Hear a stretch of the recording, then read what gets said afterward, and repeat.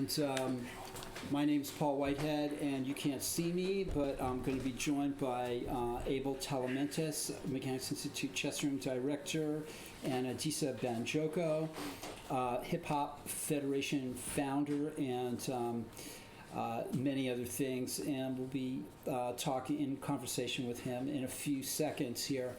Meanwhile, we're looking at the chess club and historic pictures. There's Smyslov giving an exhibition, and various men. Look at Maurice, a young Maurice. That's Maurice Ashley. That's when he had a full head, huh? Full head of hair. You know what I'm saying? And his forehead wasn't. That's right. You know what I'm saying? The guy's got an incredible forehead. Doesn't he? It doesn't. It amazes me. Yeah, he's doing it, man. There's Caruana at the club. Wow. And Alakine. Wow. Yeah. World champ. There's my friend Steve Brandwein, the guy I was just telling you about, that created such a ruckus. And Bobby Fischer. Wow. That is crazy. And Abel Telamentis of chess. Only the greatest. Only the greatest. Yeah. That was not a paid sponsorship. No. And we'll go. We're 4 minutes early, but let's. I can transition to. There's Joyce Carol Oates visited the chess club, and she was here. Famous writer. Benjamin Gross, people from the past. Wow. Some I knew. There's some I don't know. Who's on board one right now? This is on board one. Hosea Stearman. This is there's Karpov at the chess club with Mark Pinto. Various chess players. We can run through it one more time. It's beautiful to see the history, though, man. I mean, this is the stuff that makes it valuable. You know what I mean? People to have access to this stuff. Yeah. Well, come on down. Come on down to the Mechanics Institute. Building on top of the history. Yeah, we're making history. It's a continual thing here. I'm in awe of it, actually. When I think about it, my own involvement here. It's hard not to be, man. I mean, look at the lineage that this club. Yeah, I mean, represents. Sometimes I think, well, wow, there's Twitch and Google and all these companies, and man, they're huge, and they've been around for 6 years, 7 years, And right. we're like, well, we're working on our 164th year. That's so fantastic. Yeah. So, anyway, I'm gonna. Is that Tal? Yeah. That is Tal playing here at the chess club. People say I don't even know what I'm talking about. I just identified Tal. That was Koltanowski. Yeah. Playing Patrick Wolf, who was just here like 2 hours ago. What? Yeah, he was a former U.S. champion. There's Boris Spassky playing at the club. Yo, here's a true story. My cousin. Okay. Bernard Hurd Jr. played Boris Spassky in a simul here in the Bay Area. That could have been here. And he has the notation. It might have been here. I don't think it was here. I think he said it was in somewhere. I'm gonna get the notation. How did he do? He was the last guy. He was the last man standing. He was the last dude, next to last. Wow. Yeah. Okay, I'm transitioning, folks. Here we are. We are on. Yeah, look at the special effects. You know what I'm saying? Thanks to Juan. We're talking about those special effects. This is Lucasfilm, man. This is Lucasfilm. You don't just special effects. So I think we're here, and yeah. So whoops, I'm going to do that again. Let's see. One camera. Transition. Juan, are we good now? Did we do it right? Or this is a live show here. Yeah. There we go. Oh, okay. Thank you. We'll come back to that later. Okay. And we got our very own Judith tuning in. She's saying hi to everyone. Hey, Judith. Hi, Judith. So I feel like I've been talking to Adisa for a long time now. So Abel, I'm gonna rest my voice and let the chess room director talk. Yeah. So Paul used up all his content pre-show, which is sign of an excellent broadcaster. Sign of an old man. But no, this is exciting. And actually, I reached out to Adisa on Andy's recommendation, and I've always known of the Hip Hop Chess Federation, but never had the opportunity to interact. And kind of one of the things that's important to us is we kind of we're doing a lot to not only build on our events, but to kind of bring it up to a whole nother level in terms of how we reach out to the community and show our games and broadcast what we do, but kind of the thread behind all that is recognizing chess as having cultural impact and recognizing the social impact it has on people.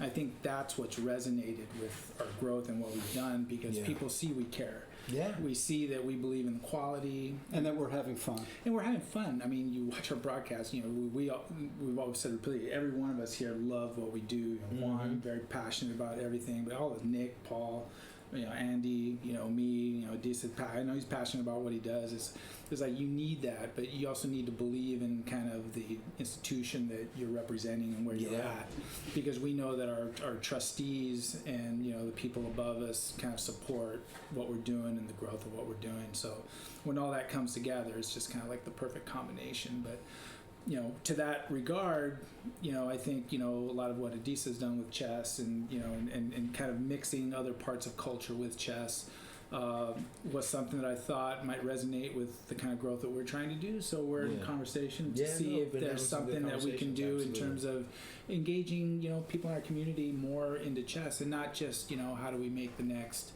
you know, Sam Shanklin or Bobby Fischer, but how do we just engage people into chess, and how can we make an impact?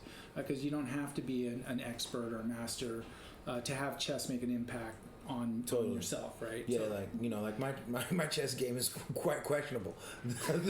The reality though is everything that I lack in actually playing the game, I have in understanding how history and culture fuses, you know, and bridges between different human beings can be inspiring. So, you know, in 2006, I started the Hip Hop Chess Federation here in the Bay Area. And when I first started it, man, like, people were like, what are you doing? Like, chess doesn't have any, you know, connection to hip hop. And what they didn't know is that rap music has more lyrics about chess than any other form of music on the planet. That's amazing to me. But the thing is that it's not so much like, yes, we like the game or whatever. It's about the life lessons that people get from it, right? Mm-hmm. So the kids in the hood aren't playing chess to be the next Carlsen. Many of them, as much as they love chess, they might not even know who Carlsen is. Right, sure. Right? But what they're getting from it, I don't know. He's a Norwegian kid, kind of. Yeah, that's right. Shaggy. Oh, yeah. I think I got a phone call from him. I had to put him on hold. Yeah, he's awesome though. And so, you know, the thing is that, you know, when young kids seriously are surviving on the streets, right? They're dealing with sacrifice, loss, assessing risk. All these things get played out on the chessboard, right? Every day. And so they know that. And so the more that they do that, they can be like, okay, well, I won't fall for tricks on the street. I won't fall for tricks, you know what I mean? And trying to survive. Mm-hmm. And so that's what hip hop reflects. And so, you know, RZA from Wu-Tang Clan, right? You see the new series on Hulu right now on Wu-Tang Clan. There's chess all in it. Not an accident. You know what I'm saying? RZA and Jizza from Wu-Tang Clan came here in, I think, 2008 with Josh Waitzkin. You know what I'm saying? And they were a part of our first really big tournament. How about that? You know what I'm saying? And so, and Josh at that time was already transitioning into Brazilian Jiu-Jitsu, which I also do. You know what I mean? And so there were all these layers. And so it's about really like letting all of these things kind of breathe together to help improve one another. And it's really is Josh still involved in chess and more martial arts now? I think he's much more martial arts. Like there's a website that he runs called MG in Action, and it's with Marcelo Garcia, who's like a top tier guy, and he got his black belt from Marcelo Garcia, and so it's just been kind of really cool to watch him approach jiu-jitsu with a chess player's mind. It's really awesome. Let me just say to Joan Arbel on Facebook, there are chess games going on here at the Mechanics Institute tonight, and we're going to get to those at some point. Right now, we're having a prequel. Yeah, this is a prequel. This is the prequel to the fight. Keeping everyone in suspense for the action. And letting the action build up. Yeah. Well, you know, and a lot of sports figures, like, oh man, you have a lot of, you know, professional athletes in basketball. Klay Thompson. Yeah, Klay Thompson loves chess. Right. And you know, football players. You know, Kobe Bryant's all. He's always like linked chess. You know, I'm out there playing chess. Everyone else is playing checkers. Right? things of that nature. It's really a part of kind of just that competitive, like that culture and how you overcome, adversity. And how And everybody needs that, right? Whether they become a champion that's notable or not, everybody needs that. And as long as we're helping guide young people toward this game and the strategic benefits of it, and the emotional and the inspirational benefits of it, it's good, man. One of the things that I often see is I've seen a lot of enrichment programs develop and grow, and we're doing that here as well. And a lot of these kids, they love to play chess and think about chess and learn it, and they're curious about it, and none of them are, you see a lot of other organizations, they'll talk about hey, we got like the big trophies, we got this and that, but really in enrichment, kids are not interested so much in that, but about kind of the purity of they like the game, and they like the social interaction, man. Especially the social. All you got to do is bring a chessboard and a pizza and play a little music, and everybody's fine, man. You know what I'm saying? That sounds good to me. That's good for adults too. You know what I'm saying? And everybody's fine, and like that's kind of like the beauty of it, And so where are people? I know the world of organized chess, and I've seen chess in cafes and sometimes in the parks. Where else are people playing chess? I find that in a lot of schools, kids are playing on their own. Like there may not necessarily be like an official chess club, but kids bring boards, play all the time. Nice. When I was teaching at a high school over in Berkeley, most of my chess boards came up missing, and I was happy. Right, because they were taking the boards and they lose pieces and I want to bring it back or whatever. I didn't care because just the fact that they wanted the boards was important. I'll go get another board. I want you to have this board. I'm curious. You know what I mean? And we'll help you out with that. Cool. Too. You know what I mean? And the other thing is, a lot of times during the summers in the juvenile halls, I would go to the juvenile hall over in Oakland, and I'll tell you, man, like you have no idea how big chess is in juvenile hall.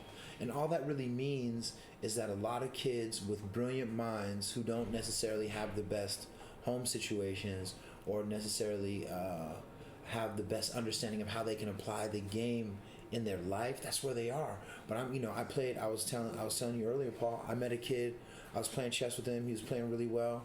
I asked him what books he was reading. He told me he was reading Stephen Hawkins and the Four Agreements.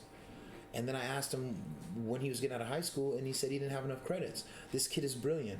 There are a lot of brilliant kids who are just born into bad situations. And if we can use chess to help them reframe their own potential, find their own humanity, and reflect it in other people, we can really have a significant impact. I'm not even talking about champions. I'm just talking about college graduates. I'm talking about entrepreneurs. Like, we have that. And being here in the Silicon Valley, like, we should be able to do more. There's something about chess that kind of brings out curiosity in people that are looking for something to be curious about and engaged, whether it's the fact of the different moves and how they impact the board, or just the pieces themselves. Like, people are just like curious. Kids are curious because when we used to run programs that kids would do for free, like during lunch, where it was like free and open, where kids actually have choice whether to do it or not, we would have 40 kids just packed in there. Yeah. No, it's fantastic. Well, Ivan, that's very interesting. On Facebook, he's saying he first learned how to play chess at 9 years old when visiting his brother in prison. Very interesting. To that point, one of the things that I noticed when I spot, and I'm speaking specifically about African American males, one of the things that I found was that, and this isn't a scientific thing, I'm just talking about my experience, was that either guys learned from like a brother or a cousin or an uncle, and they tended not to go to prison, or they didn't learn from that brother, cousin, or uncle, went to jail or juvenile hall, learned in there, and then usually don't go back. You see what I'm saying? Like, it's this really interesting thing where I think like chess just helping people understand what are the potential consequences if I do this? Or what are the potential benefits if I do this? It strikes me that chess is also a place to have conflict, to like engage in conflict, which a young person, which everybody wants. I mean, a lot of people want to do, they want to fight, and it's a way to have a fight without shedding blood and going to Totally. jail. And this is the beauty of the nonviolence inside chess that that I think is priceless, and is one of the quiet reasons why it's such a great sport and art. When I was, another thing about kind of what represents chess, when you look at organized chess, tournament chess, after school chess that's fee based, you have a certain like demographic that does Right. that, right? But Right. when you offer free chess, like when we did in schools where people have complete choice, that demographic completely shifts, because all of a sudden you see a lot of Latinos, Yeah. a lot of African American Yeah. kids. And so why is that? So that clearly the gap exists Yeah. because of the economics. Yeah, and there's a drive and there's an admiration for it, you know what I mean? And I think that's what's beautiful, I gotta say, in 2014, I was one of the main researchers and curators for the Living Like Kings exhibit at the World Chess Hall of Fame. First day it opened, RZA from Wu-Tang Clan came out. We had lines around the block, and people were like, I never saw lines like this at the World Chess Hall of Fame. Right. And Sure. that opening night, we had more visitors than Bobby Fischer's exhibit that was still there had their opening night. Now, that's fantastic to me because I want to see people doing well. Now, the crazy thing is when it opened, it was around the same time as Ferguson. The Ferguson problems that happened around the police killing of Mike Brown. But my point is the World Chess Hall of Fame was a center piece for peace during that time, where people could come play games, have conversations about what's going on, and it's just fantastic. It's fantastic. And then 4 years later, Susan Barrett was the director of the World Chess Hall of Fame then. Yeah, RZA, exactly. You know what's up. Did a new exhibit called Respect Hip Hop Style and Wisdom. We had chessboards. We had a whole section dedicated to Wu-Tang Clan, etc. And 100,000 people came out to that. Holy and moly. we had over the course of like 6 or 8 months, and we had people at that. I never went into the Oakland Museum of California and didn't see the boards packed, right?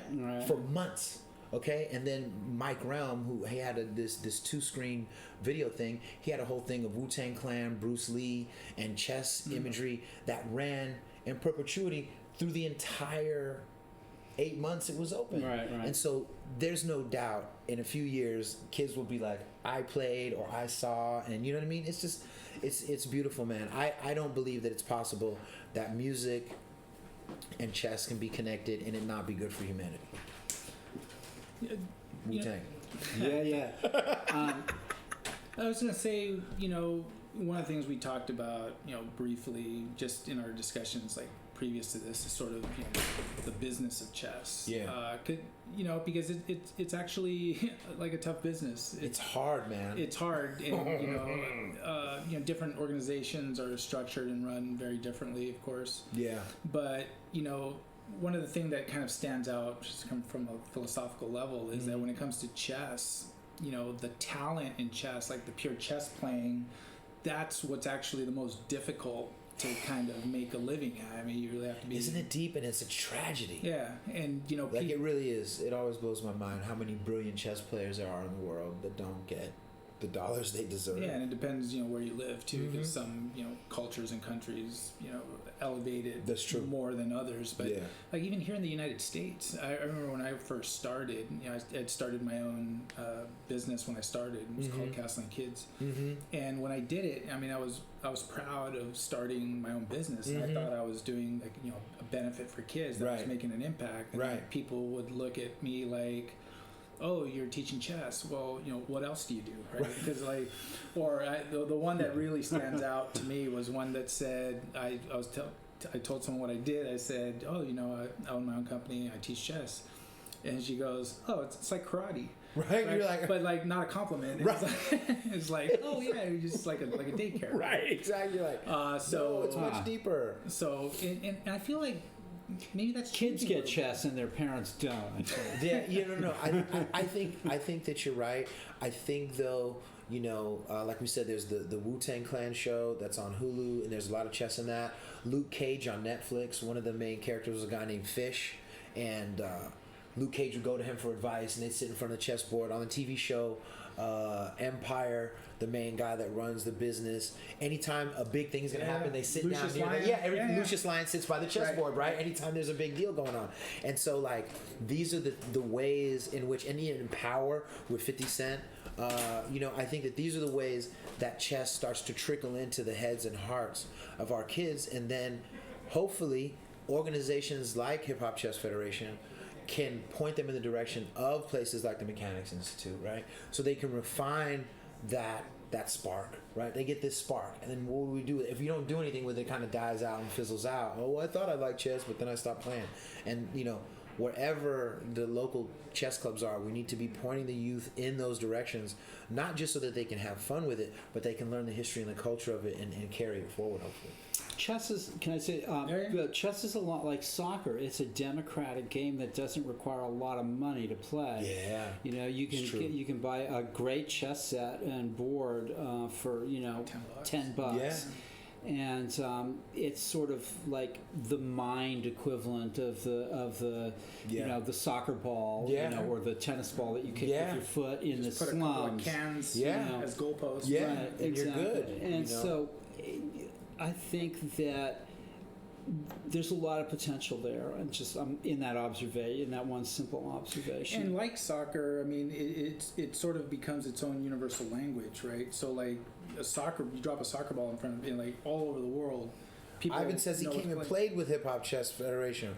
What year, Ivan? When did you come out?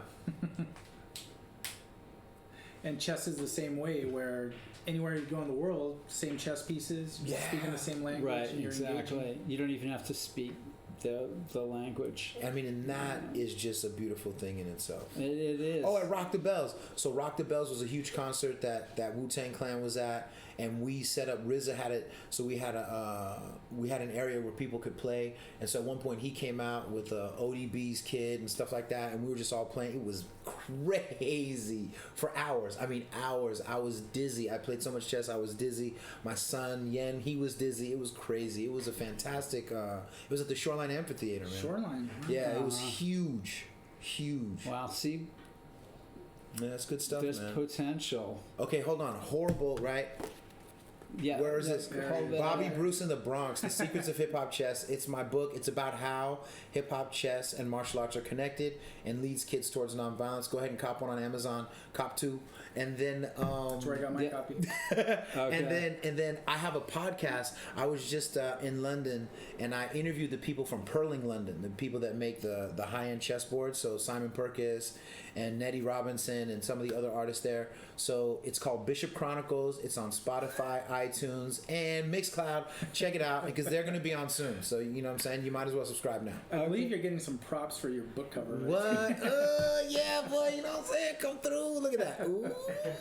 Okay, so where's the Bronx? Before I go, I'm gonna let Andy Schley take my point. I'm gonna go back Yes. to direct, and I'll be back because He's the hand that stirs the whole drink. He started it. Right? Come on, man. Andy, I'll I'm be gonna. back in a bit. I don't How know. long has it been since I seen you?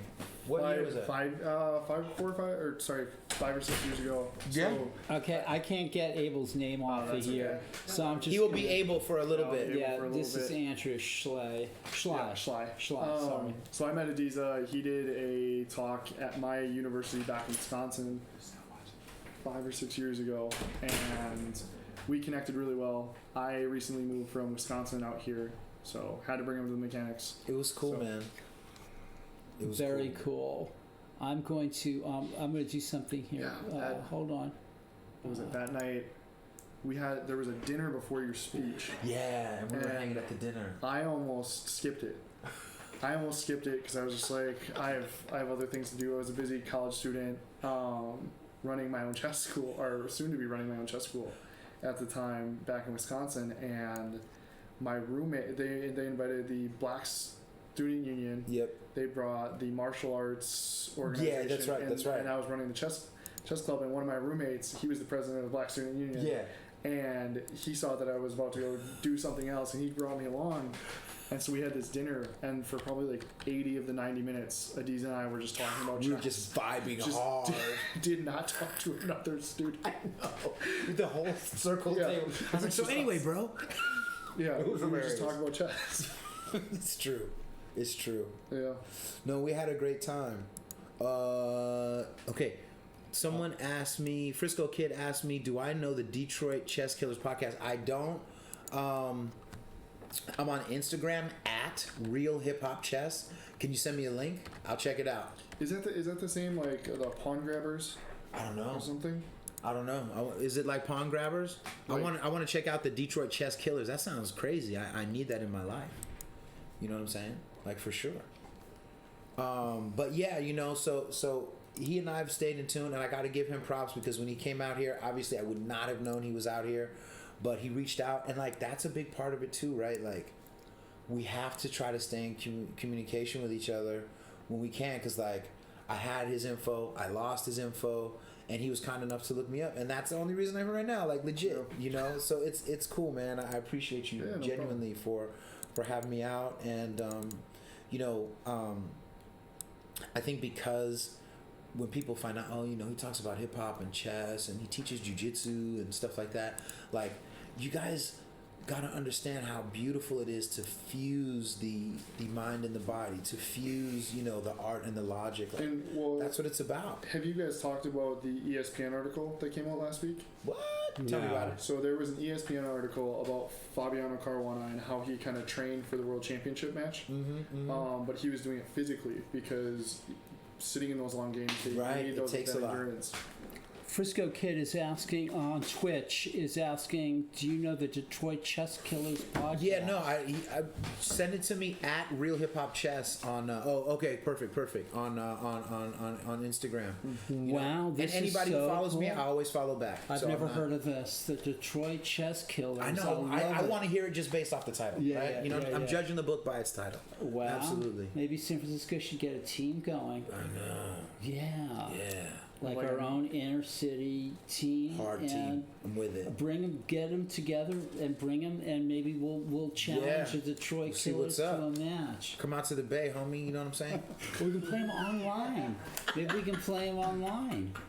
That's what we're doing. We're playing Both. chess online. Yeah, we're too. going to fuse the technology and all Set of some that. stuff See, up because for it's look, chess.com. it's an online blitz league. Yeah, I'm with it. We're going to make a squad. It's going down. Interesting stuff. But yeah, Fabiano was interviewed by ESPN just talking about how he trained for the World Championship and how he would play tennis and run with Christian Kurilla, Wow. Grandmaster Christian Kurilla, who used to live and work in the Bay Area before moving out to Missouri. Right. So That's beautiful, and man. he coaches the University of Missouri's chess program. Yeah. No, and I mean it's so beautiful, like what they have out there in St. Louis. I admire it so much. And shout out to Rex for his vision and his trust and everything, and his consistent investment in the growth of this sport and this art, because it's important, and I think that it's going to continue to bear fruit. You know what I mean? And that's why mechanics is important, because, you know, how cool is it to just be in this building, man? Yeah, there's a lot of that. People are in awe. Kids are even in awe, except for that kid that kept putting his pencil down the elevator shaft. That's hilarious. But yeah, so there's a quote. The American chess champion Fabiano, like he'll drop weight during a big tournament. And I used to joke about that when I was back in Wisconsin, because I played college football and college rugby, Yeah. that I would drink more water at a chess tournament than I would ever during a game or a practice. That's deep. And That's it's, deep. and it's true. And you know who else is really big about fitness, actually, is Maurice Ashton. He's really Well, big about physical I fitness. told That's interesting. Abel and Paul last week, did you know Maurice's brother and sister are both like world champions? Like kickboxers, I think. kickboxers. Yeah, I think they're that both. just blew me away. Yeah, I think they're So both, you know. absolutely blew me away. He joked a couple weeks ago when he was doing St. Louis Rapid and Blitz that he was kind of the disappointment of the family. because he's only he was a the chess guy, grandmaster. right? Yeah. You know what I'm saying? Well, it's That's because he's some not a world family. champion. Oh, that's Yeah. funny. That's some But dude, family. and I mean, you He's a can't tell champion. because he's always wearing the suits, man. His arms are husky, man. That guy could probably knock you out anyway. He's a champion. Anyway, he's a grandmaster. Yeah. He's he's the top of his game. No, it's beautiful stuff, man. Yeah, interesting. Hi, Laura Bilyovsky on Facebook. Yeah. What's up? So, yeah. What am I doing? As she looks swell in those fitted Like suits. swole. Yeah, he's got swole, you know what I'm Yeah. saying? Yeah, you know, so he's a fit dude, you know, and I think that, you know, Fisher really there was a book that Interesting. Interesting. You that, should that bring up Susan Bobby had given Fischer. me about, and in this book it was a photograph book, but it showed him like in the Hi, Laura. swimming and doing all this stuff. I think he was probably a pioneer of He that was idea. absolutely. You know, that pioneer. physical fitness went in tune with mental fitness. The rest of those guys were like terrible before Drinking and Fisher. smoking. Yeah. they were Yeah. they were actually Poor alcoholics Tall. and smokers. He was such a and- brilliant man, but you know what I'm saying? Like Yeah. that guy could have used like some tea in a good steam room or something. Yeah, but it's incredible. They became world champions, and Yeah. they all died in their 50s. I know, Petrosian and dude. Tall. They're just tough, man. It's And amazing. the stress, dude. Like you got to work out just for the Yeah. stress of chess. Well, even last week I played a long game. It was the last game at the club, and I decided last week that I was fatigued at the end of it. I joined a rugby team last week, so I Tight. ran out for the first time in 2 or 3 years. I'm out of shape, but we're getting there. Boy, I'm way out of Yeah. shape, but But I wanna work out again, not for the sake of fitness so Right. much, but so I can focus more on chess. No, it's I a big wanna- deal.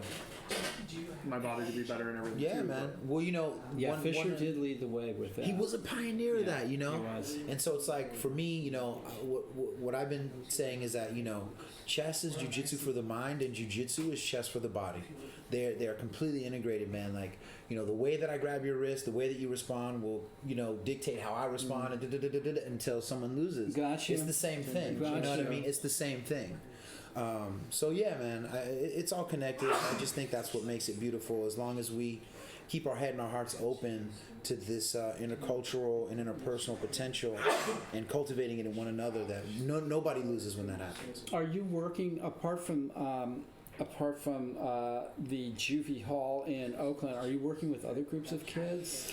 I'm really not. Anywhere I'm right now? revamping. So basically, HHCF is revamping. We're going to relaunch in a couple months. You know, we had a spot in Fremont and we had a spot in San Jose, and those are gone right now. But we're getting ready to reopen some cool new things, and I'm excited about it. I kind of streamlined not just that we teach hip hop and chess, but how we teach hip hop and chess, or martial arts and chess rather. And I'm looking forward to that. So pretty soon, hopefully, you'll see us doing more in San Francisco. Hopefully, some of it will be here with mechanics, and more with the martial arts community, with the local martial arts community. I think we're going to see some cool things. You know, and you should contact us again about some of that stuff. Oh yeah, It'd be- I guarantee you. I'll tell you, we could guarantee you. move the chess tables aside and have a little I know. martial arts and have chess. a little and, jujitsu. Get some mats out there, boy. Get some mats out there. Who's ready for that? Who's ready for that? I think that Ready for some innovation. we could try it. Okay, I'll tell you guys something. This is a true I'm story. not going to speak for Abel, but Exactly. But check this out. Check this out. True story. True story. I think you know I'm game for whatever. Yeah, I know. That's why I am going to say. So for put real, my for real, neck out for that. like 7 years ago, I came up with this thing for chess and jiu-jitsu as a sport. You know how like there's chess boxing? Yeah. Okay. So I came up with a format for chess and jiu-jitsu. Okay. How Where it's does like that? speed chess with grappling rounds. And they go Okay. back and, you know what I'm saying? Okay. So Can I I have everything want to together. keep a safe distance. Have you seen chess boxing? Have you seen chess boxing? I have. Where they'll do like 3-minute rounds of boxing, Yes. and Yeah. 3-minute rounds of chess. I'm sure the chess. So I put suffers. this format together, and then life got crazy. I totally like left it to the side. But when I was in London, I was talking with Simon Perkis, and I was like, dude, I want to launch this chess and jiu-jitsu thing, and so I'm trying to pull it off. So if you guys are down, we can do it. You know what I I'm saying? want to say that I think chess and jiu-jitsu stands a much bigger chance of going big than chess and boxing. I Me mean, too. I think because it's got No disrespect to it's got boxing, the but it's yin, just jiu-jitsu, it's got you know the what I'm yin saying? and the yang and the pull, and man. nobody's getting seriously like Exactly. there's no blood on the there's no pieces. blood. You know what I'm saying? Hey, Laura said she used to do jiu-jitsu. That's what I'm talking about. See, Okay. leading from the front. That's what we're looking for. And Laura, you're a chess player, I assume. And Bob's over here breaking down the 5 deadly venoms and toad style over here. You know what I'm saying? That's what I'm talking about. We need a chess tournament octagon cipher. Exactly. That's the whole spirit of everything. Okay. No, I'm serious. It can work. I want to see. I'll send you the outline. Seriously, I have the outline in my drive. And Simon, I know I owe it to you too, but I'll send it and we'll start figuring it out. No joke. Yeah. Where did you guys meet again? Have you already- UW Whitewater in Yeah. Wisconsin. I was Okay. given a keynote talk about the connections between chess, jiu-jitsu, and hip hop. Yeah. And then at the pre-dinner, that's where we We met. met, right. And we just didn't stop talking. We're probably making everybody else mad, actually. Now. Uh-huh. But that was shortly after you were in Forbes, wasn't it? Yeah. I had, we've been fortunate. I think the thing is that as bizarre as the fusion of hip hop, chess, and jiu-jitsu started out in the beginning, over time people saw that it actually made sense, that there were, logical cultural connections between chess and martial arts and hip hop. And so we got covered in Forbes. We were lucky enough to be on the cover of Chess Life. That was 2012, and that's how we got to the World Chess Hall of Fame. It was because of that cover, you know what I'm saying? And Jennifer Shahade, who was an early supporter of HHCF, was like, hey, I know Susan Barrett, and that opened everything up. And so it's like, man, and then when we did our exhibit here in Oakland, she came back out and did a cool simul and Q&A, and so it's all reciprocal, man. It's interesting to see chess approach it from so many different angles, and it brings a lot to the table, I think. No, it does, a lot of, and particularly getting kids involved is like key. It's crucial. Key. It's crucial. I think that without the youth, the game just will not grow, and so. I don't care what brings the kids in. I don't care whether it's chess, whether it's like hip hop, whether it's martial arts, whether it's, some other form of music. Like, whatever brings the kids in is good. Is good. How difficult is it to get in touch with somebody like Clay Thomas, to get him Clay to Thompson? come? Clay Thompson. By the way, we're in talks with the Clay Thompson Foundation. Stop playing. At this very moment. Don't play with my emotions, man. Yeah. Seth Tarver from the Clay Thompson Foundation. Okay. I'm having a mild stroke. We might meet in the next couple of weeks, specifically with regards to how can we do something with Scholastic Chess. Oh, stop playing! So you caught me right as that was Wow. going on. I just thought I would drop that. Y'all heard it first. Yep. Thank you, Abel. This was first. This is the first time we've mentioned it. See? Okay. We're breaking stuff for you guys, man. Yeah. So we're actually doing it. We're trying to get these people who have so much pull and like way beyond what you and I are. We're talking superstars. Man. Of in the world of sports, and something that for kids is just magic. The magic that we don't have. Yeah. Well, and I've tried reaching out, like Chris Paul once in a while on his Instagram Chris story. Paul. His kids play chess a lot, Oh, and he'll really? have that on his Instagram. Right. I've reached out. I didn't get anything back ever. But Right. I'll reach out to some of those NBA players once in a while, just to be like, hey, I'm a chess coach. If your kids want online lessons, Yes. It's funny. Right. I saw. Come on down. There's a rapper named Logic. He's huge. Oh, I've heard of him. And there was recently pictures of him playing chess in the street somewhere. Okay. And I was like, dude, hit me up. Hip hop chess. Blah. Yeah. Nothing. Nothing. But I mean, He's a busy dude. he's a though. badillionaire Yeah. traveling around the world. Let me see. Yeah. Yeah, we're Mike is talking right. about the And, and now that's not possible. I don't think you can be totally out of shape and be one of those top players. No, I think the games are too demanding, Yeah. and people know now that you gotta have some physical fitness to yourself, or you'll wither, man. Yeah.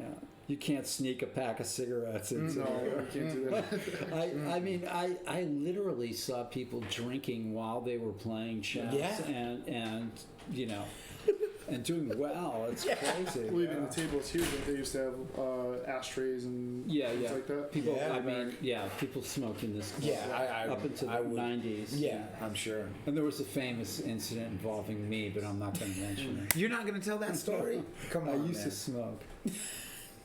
This incident stopped that. Look at you just. He's banned for the chess club for a while or something. Yeah. That's hilarious. Tal was an alcoholic and became the world champion. So Yeah. So we're getting requests for some games some action. Ah, Okay. right. Well, we can wind this down, and you guys are welcome to stay with me. We're comment on the games up here. This is when I pull back because I'm not Well, qualified. I mean, Say anything. and I'll throw punches. Exactly. You should never move the knife. I'm sorry, I mean, Paul. the layman's perspective also. The layman's perspective. Adisa, thanks, man. Thank you so much. Yeah. You know, And- and you know what? I interviewed Paul. You can look that up online. It was for Chess Life. You interviewed who? Remember you? You don't remember that Are interview? you sure it wasn't my brother, Jay Whitehead? It was you. Yeah, It had to be you. it had to be you. It had to be you. See, music's back. I'm all for that. I'm all for that. All right, so we're going to transition to some games, stick and around, stick Adisa, you're totally willing to. I'm gonna hang. I know you got your family at home wondering where you are. They are wonderful. Okay, so I'm going to go to, let's see, DGT boards, interact, and we're going to follow round 8 of the Tuesday night marathon here. Boom. That's what, this is what people see now. They see Okay. the three of us, Right. and they're looking at the top boards. And this is Hosea Stearman, who is a young man just running away with this chess tournament. Really? I think he's got. Yeah, what is his score? Is 6.5 out of 7. So He's not playing. he's playing tonight, Wow. and he's playing Kyle Griffith, who's the top ranked player, and but has taken a bunch of buys and is 2 points back at 4.5. So okay. let's see how this game is going for everybody back at home, and so it's this is sort of an anti-Grunfeld idea here, and we're in a King's Indian Yeah. without white playing knight c3. He's playing the other knight to c3, and this is a sort of a new idea out of this opening. Okay, so for a guy like me, what are the benefit and risk of doing this new idea as opposed to putting? Well, I think the knights are going to go from c3 to d2 and d2 instead of e2 and c3. Maybe there's more future for these knights on those squares. Okay. So a lot of chess is about, and this will improve your game. Thank you. Thank you. I think I need it. Is you want to think about where my piece is going to go to where they can do more and more and more, and you just keep thinking, Keep building on that concept. keep moving your pieces to squares where they're better than they were, and that's one of the differences between strong players and weaker players, is that the strong players, they kind of got that down. We're in a Benoni kind of position. All right, what does that mean? I don't know what that It's means. an Forgive opening me. called the Benoni. Benoni. I don't know this one. It's this pawn formation that black has here. Okay. And it's kind of a King's Indian-ish. And see, white is really clamped down on black. White is really not playing right now. Like that. Like this is a tight position here. White is preventing black's playing pawn to b5. And black, this is an odd little maneuver here black's doing here. But the knight is, you got to reposition that knight. Yeah. It was not happy there. Oh, okay. I like the way black is kind of, white's playing a very purposeful game. That's a strong move Look too. at that. Black is under pressure here. That's an interesting choice right there. Look at white. Like white's whole White is saying, I'm going to... concentrated. That's right. White is saying, I'm going for f4 and e5. Yeah. I'm clamping down on the queen side. And, Bob, pretty novel... Bob's a Camino. Bob's a Camino. Yeah. 27. Bob Sacramento. Yeah. Bob Sacramento. Hey, wasn't that from Seinfeld? Remember Bob Sacramento? I think that was Maybe a character. 27. Pretty novel ideas here. Yeah. Interesting play by white and black. But white is declaring war with this rook a. Yeah, see, Seinfeld, I was right. Yeah. See, man, I'm not good on the popular culture. It's passing me by. It's all right. right, dude. You're doing My fine. girlfriend would have found that. Yeah, right Bob away. Sacramento. She's That's a right. Seinfeld fan. Okay, so White is declaring war with Yeah. this move. He's saying, everything's taken care of on the queen's side. It's all taken care of. I'm going to Now now. here comes the- I'm yeah. going to get into the king's side. So notice the time situation here as well. We got a young player that is fit and Focused. in form and in focus and just crushing this tournament. And Bob Sacramento. Okay, let's go to board 2. That's my story. Eric Lee's another the best 11-year-old chess player in the country. Really? The highest rank. We have him here at the Mechanics Institute. What? He's a little killer. Wow. And he looks like he's doing very good in this. The only game he lost was to Josiah Stearman. Wow. So the youngsters are taking over. They are taking over this chess. This, as you're going to see. So is the queen's pawn opening becoming more popular? It seemed like years ago people wouldn't play it as much. I think it's the same. E4, D4, Period. D4, E4. The best players now are like universal players, like Carlsen. You know, D4, E4. He's like, you know, he Just could going. just either one, whatever suits his. Right. You know. It's fancy in that Yeah. moment. There's more universal sort of player. So Black is choosing this what's called the English defense or the Owens defense, which is this let White take the big center and attack it from the side. And so kind of an unorthodox opening here. And this is a radical way to play for Black. I'm not sure that and White is developing. Right. Developing is always good for you folks out here. Yeah, maybe 100 years ago, D4 wasn't as popular. Yeah, you get In my day, that was my day. So White has a nice advantage Yeah. here with this, or at least if Black plays C takes D4, then Knight B5 with the idea Right. of going into Knight D6. Right. So this is these kind of positions are going to be very good. White is already much better here in terms that he can play F5. Black exchanged the wrong bishop. He exchanged his good bishop for and is left with this Locked bishop in. here, locked in. And Black has a passive stance. And again, we're seeing that Rook AE1, Yeah. which is an aggressive. Go ahead. Do you have any particular thoughts about castling early or late? Chess is one of those situational things. Like it always depends. There's the rules, And then there's, like, the wrinkles. and then you got to break the rules. Right, Every right. time you have to break the rules. Because sometimes I find when I'm playing, like, castling late can ruin somebody. You know, like if I castle late and they've got all their stuff fortified on one side of the board, and I was like, how are they going to get over? The thing you don't want to be in chess is dogmatic. You have to be flexible. You should know that from jiu-jitsu. Yeah, it's true. You've got to be on your toes. Yeah. One move, your pawn is worth a pawn, just a pawn, and the next move, it's worth 2 queens. Yeah. And Yeah. so that's exactly. No, that's real. That's very real. Chess is a constantly fluid and ever-changing, moving kind of thing, and it's the stronger players are more flexible in their thinking, and I know that because I've been hanging out with some grandmasters, and I watch them think, and they're the least dogmatic. in their thinking. Well, there's a saying: good chess players follow the rules. Great chess players know when to break the rules. Yeah. I like that. Yeah. That's hard. Yeah.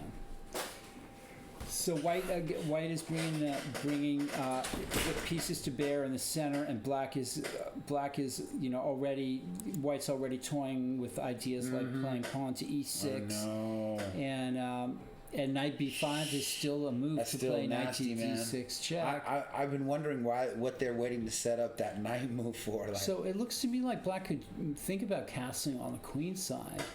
But I guess worried about knight b5 and knight d8 is just you can't play passively like this. And look, white's starting to roll in here. Yeah. Can that Look pawn at that be, pawn chain. Can getting that ready to pawn try be to- taken? Knight takes f5. Apparently, black didn't seem to think so. Oh, I guess pawn to e6, and then if pawn takes pawn, bishop takes knight. Right. So knight takes f5 would just lose a piece right off the bat. If black plays knight takes f5, white plays pawn to e6, and then plays bishop takes f5. Yeah. That's So- a grimy situation. So we don't have the capability. Black decides to stem the tide with this, but white continues to open the position up. An amateur player might be tempted to play pawn to e6, Right. right? Because that's like a bone, Yeah. shuffling a bone, Yeah. and that's a good move too. But it oftentimes opening the game up when Right. you're in Gives a you some powerful air. position Yeah, it gives you some is air. the way to play it here. And white Yeah, threatens 'cause look knight at that. g6. With the pinned knight, that's going to be just Yeah. horrible. And black is thinking, not good, Yeah. for not sure. good situation on board 2 for Kalen Melville. Okay, on board 3, we have an experienced master, Tenzing Shaw, versus another this is yours, kid. right? If it's the one with the wrinkles, yeah. Yeah, yeah. If it's the one that looks like it's traveled. Yeah. This is a 9-year-old, I think, or 8. I think he's 9. I saw him. I took a picture. I took a picture of him. Yeah. He's 9 years old. Yeah. And he's a strong expert. And here he's playing a master, Tenzing Shaw. So we'll see how this game goes. Shaw's white, and Roy Lopez, fairly standard Slopez, as they're calling it now, where white doesn't play d4 right away and plays these kind of it's very, very maneuvering games going on here. Knight h4, I like that move to play knight f5, and black strikes in the center, which Right. is the normal kind of thing to do. And white, that's a nice looking move, knight Yeah. g4. Yeah. White's trying to attack there on the king's side. Knight returns to c6, and white might be able to play knight takes knight check here and take the pawn on d5. He's thinking if knight takes That knight- could be nasty. Okay, Shoam is 11. Is he 11? Thank you, Okay, Judah. okay. Thank you. The players are getting younger, but not that young. Do you know Judith? I don't think we've Judith ever Starr? met. We've She's got a lot of mutual She was awesome the people between chess us. organizer of the U.S. chess organizer of the year. The year? of the year, like a year ago or a couple of years ago. When are we gonna hang out? She is.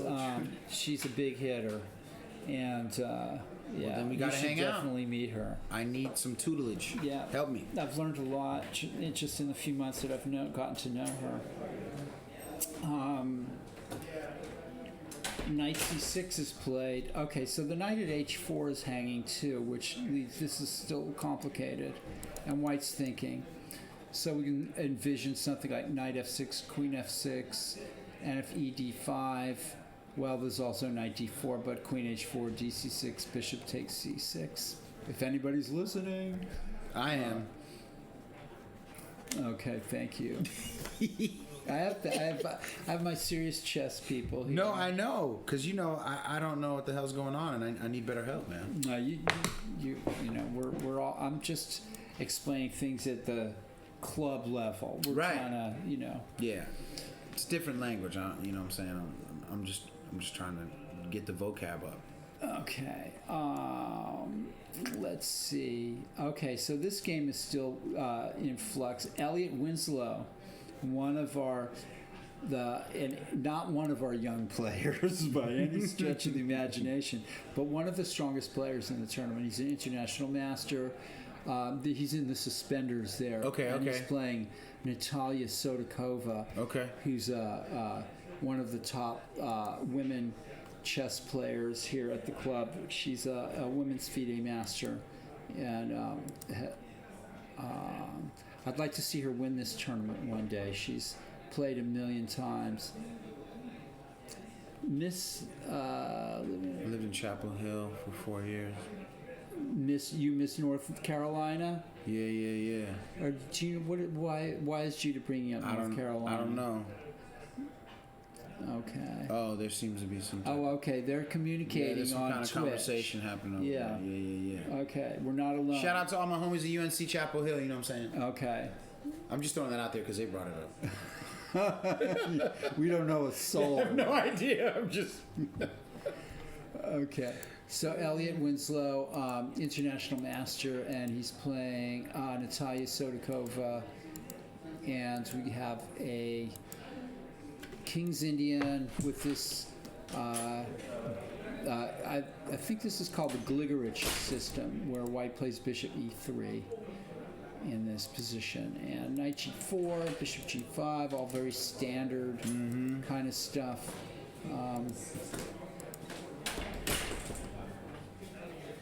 And I'm not sure that this is.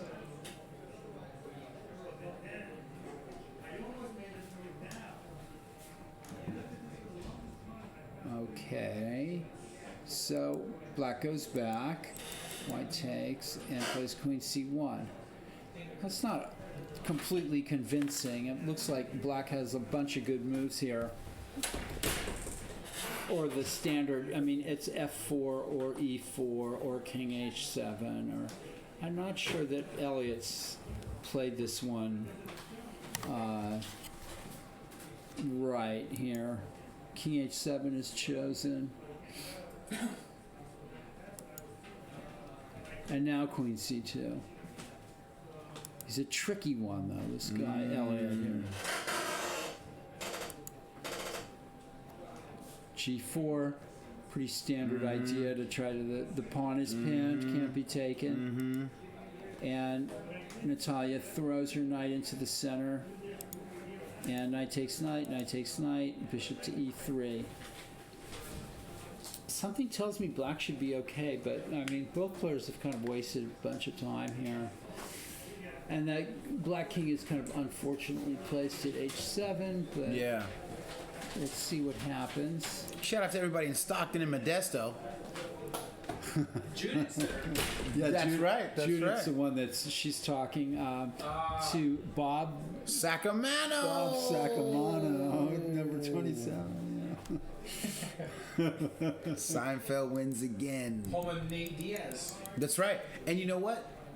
Seinfeld is actually on a rap song with a rapper named Wale on a song called Chess. You can look it up. Is that right? Yeah, Can yeah. you find it on YouTube? Yeah, absolutely. Okay. Wale, W-A-L-E. It's been one of my fun. I have had so much fun looking up chess on YouTube. And Yeah, right, and all the different stuff that shows up. crazy. And another fun Obscure. fact, Grandmaster Flash, pioneer DJ in hip hop, Sure. was influenced to call himself a grandmaster because I of never even- Grandmaster Geller. I never even thought of that. Yeah, Grandmaster Geller. Why? He said one day he was doing some stuff on the turntables and someone said, "You do that like a grandmaster." And he didn't know what a grandmaster was. He said, "What did you say?"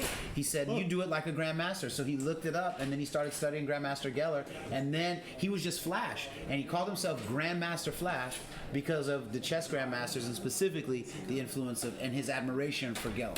That's a true fact. That is so awesome. I love that. I never even thought, a grandmaster, like I'm a chess player. It just goes It was through a mix. one ear and Yeah, out in the hip other. hop community, it was a mix between kung fu fanatics, right? Grandmasters of kung fu, and chess fanatics, Right. And that's what happened. That's a true story. Grandmaster Flash told me that himself. And they're meeting with Yeah, you. yeah. You're the man that's making them. I'm just getting the stories like, well, how did you come up with Grandmaster? And Yeah, you know yeah, what I mean? yeah. And that interview is on bishopchronicles.com. You can hear him say it himself. Truly. Okay, all right. That's awesome. And Bishop Chronicles is Is my podcast. your podcast. Yes, my podcast. You can go to bishopchronicles.com or you can look it up on Spotify, iTunes, or Mixcloud. Yep. I had troubles looking it up on Spotify. I use Mixcloud when I'm Mixcloud, yeah. I've been finding that like Mixcloud for some reason is more navigable or something's going on. Yeah, I don't know why I couldn't find it on Spotify when I first looked it up. But the Grandmaster Flash one is on bishopchronicles.com for sure because that's kind of an archived one. Who do we have next? We have Michael Walder versus Alexander Ivanov. And let's see how this game is going. We got French defense and the Winnower variation and very common moves here. Mm-hmm. We got that same kind of situation that you saw before. That is the it's an Ivanov. I'm gonna put you in the frame. All right. Adisa. Fairly standard kind of chess thing going on here. Queen White beats a full retreat back to D1. I saw that. He could have gone back to G3. I think maybe. What do you think prevented that? Just keeping the queen just out of the line of fire period, or yeah, maybe the queen. He felt like the queen had accomplished all that it was going, but the queen could have gone back here. That might have been more active. I'm not sure. The position's closed a little bit. The structure's kind of closed, which means that the players can be more lazy about their developing. It's not so crucial that they do. It's always important to develop, but if the pawn structure is closed, then they don't have to come out fight. Everybody's protected. Right. They can it's like heavyweight boxers compared to. Maybe to I like the I love the analogies. You know what's up. It comes to you've seen enough fights to know what's going on, man. It's good. But let me ask you for real: when Black put the bishop here, why not just keep the bishop? Okay, so this bishop trade for Black is good for Black. It's good for Black. It relieves a lot of pressure on his position. But I thought that's a good bishop. Both bishops are. See, the Black bishop is kind of locked in by its pawns right here. It's nice out here, but not nice anywhere else. Right. This white bishop is operating quite nicely here too. Right, so it's better to just. This white bishop is just kind of sitting there. It looks good, but it's not attacking anything. Okay. Right. Okay. So but always these things change all the time because it's fluid. It's a fluid. It's a fluid board. This game is Ivanov, Judith, Alexander Ivanov. Yeah, we're looking at Ivanov. This is the expert Ivanov and not the grandmaster. So both players are pursuing their strategies. White's trying to break up the Yankees on the king side a little bit, and Black's going for a queen side. And that threatens, of course, queen takes c2, and White defends that, and Black. I thought the White was going to go right there and check him. Yeah, but then Black could just block it. And it's not sexy. Right. Yeah. Exactly. This exchange looks. This structure is good for Black, I think, and White's getting a defensive posture here with the rook. It's already, it's a difficult position. It is. Yeah, it's not clear what's going on. So in theory, though, yeah, if White castled now, that would be hot, right? If I was White, I would play King D2. Maybe that would. Just to fortify the base of the pawn. Yeah, and also because the end game, the kings can come out and fight. Right. Because the queens are not around to really kick up the high dust. Right. Exactly. Right. That's. Yeah, although sometimes it's not clear here. The white king looks better on d2, but then the black rook could move and the knight c4 check coming up. So that's not clear yet. And black is thinking after rook a3.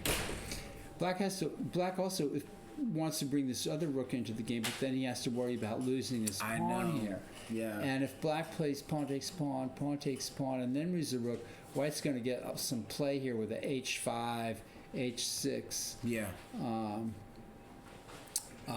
thing going.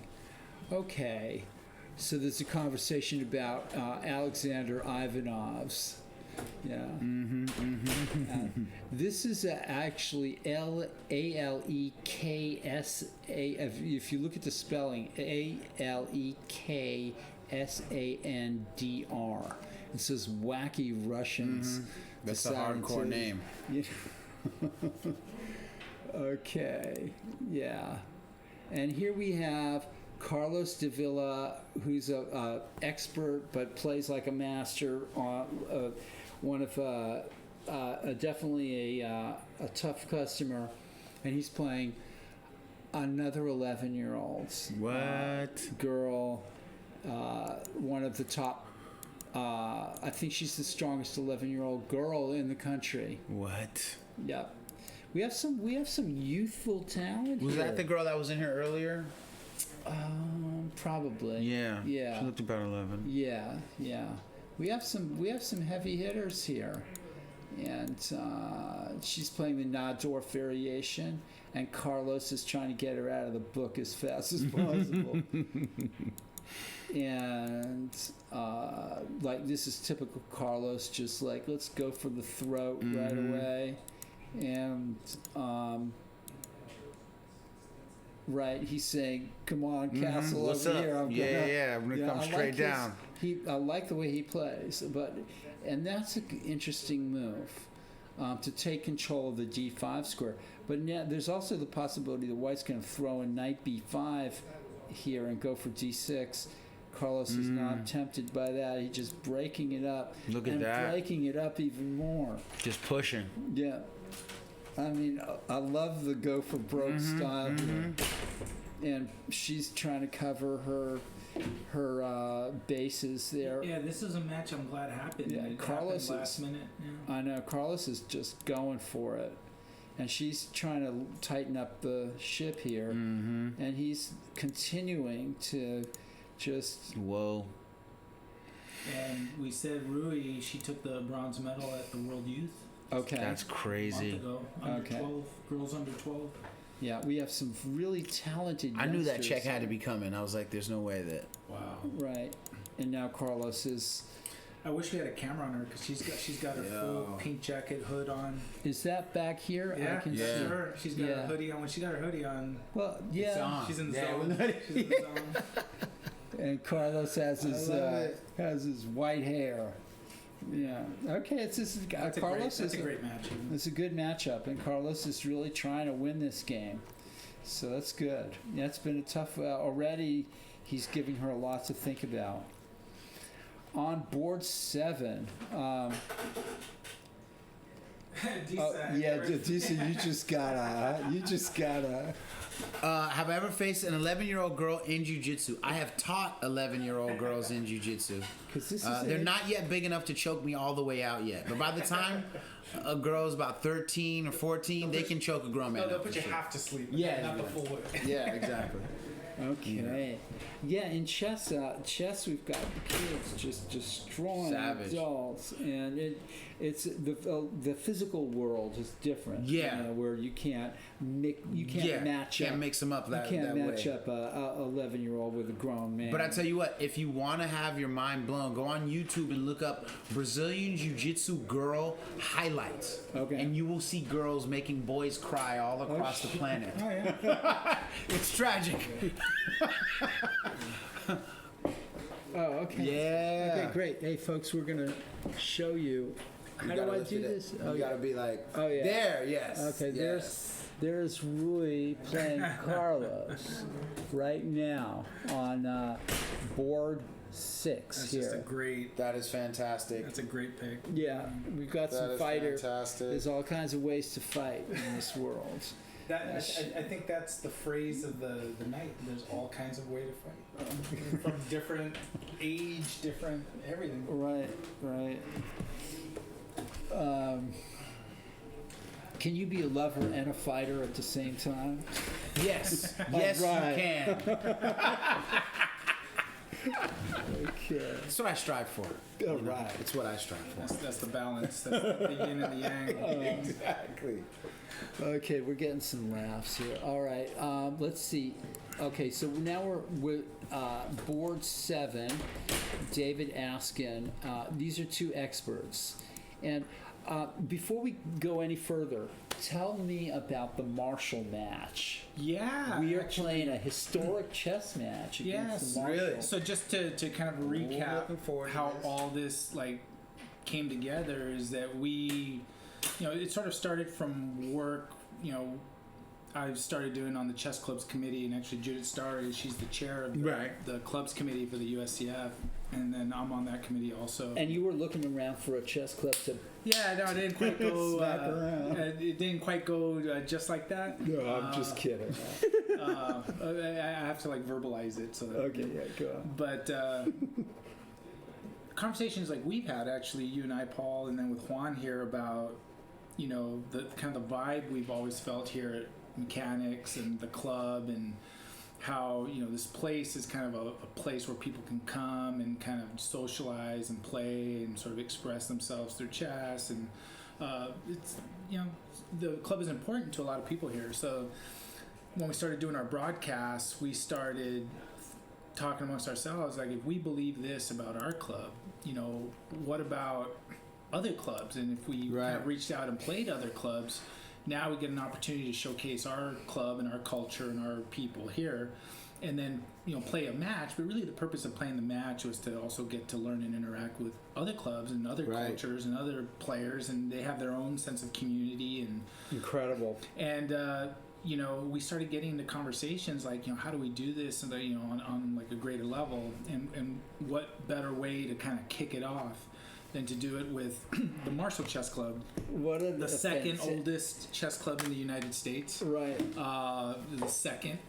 And They say that on their website, Yeah. which I think is just a beautiful thing. I mean, you can't be the oldest chess club. You just can't. You know what I'm saying? and Once again, the West Coast wins. West Coast, yeah. West Coast. As Tupac would have wanted it. That's Okay, all right. And sang about. So, That's right. And rapped about. And he was a chess player. Okay. True fact. And Disa would know. His sister Set told me that she Okay. played many games with Tupac Shakur. Very cool. Continue. Chess is a way to decompress. Yeah. From the vigors of, That's right. Daily life. yeah.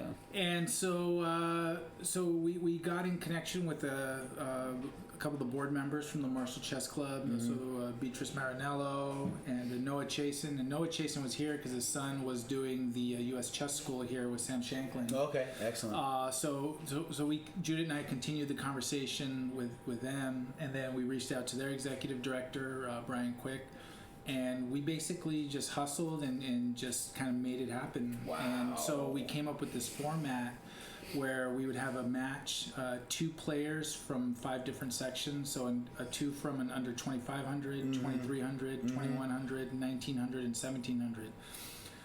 2 players, they will play each other in their sections, 2 games, a game in 25 minutes, 5-second increment. And so they play white and black, and they're going to play. Our 10 are going to play from inside the club here on their computers on through chess.com. Yeah. We're going to Twitch stream the broadcast. Paul And when is this? it's a Tuesday night, October 15th. What? And Marshall, they're going to do the same. They're going to have their players. on Oh, their club. dude, that is awesome. And I have to watch that. So it's going to be on our channel. I think Twitch said they're going to put it on their main chess I channel. have to watch that. This is a historic match. I have to watch that. And Just put it down for the West. yeah. Yeah. So we're excited. We just got our lineups all Oh wrapped man, up. that is so cool. And that We'll be announcing that very, very, very, very, very okay. soon. I'm not going to say anything because I thought I knew some of the players, but I don't want to jump the gun and disappoint people. and just, I'm good at putting my foot in my mouth. And I'm not disappointing gonna do people. it I right thought now. that's what you were going to say. Oh, someone asked me what is Tupac's favorite opening. I'll ask his sister and find out. Okay. I will ask his sister and find out. Right? Actually, that's a great question. How many people know that, right? You know what I'm So saying? let's get that info. Yeah. And actually, if we can get that answer, you let me know. I'll put it in the newsletter. I will. And you know what she said? She said that when her and Tupac used to get into big arguments and fight, that their parents would make them play chess. They would have to sit quietly and play chess. Put it out that way. Yeah. Get it True out. story. Yeah. True story. That's awesome. Yeah. That is an awesome. So if we get that answer, we'll put it in the newsletter for posterity. Yep. So there you go. So yeah, Mechanics Marshall, October 15th. We got the lineups. We'll announce the lineups in the newsletter, but we might even do it before that through Facebook post.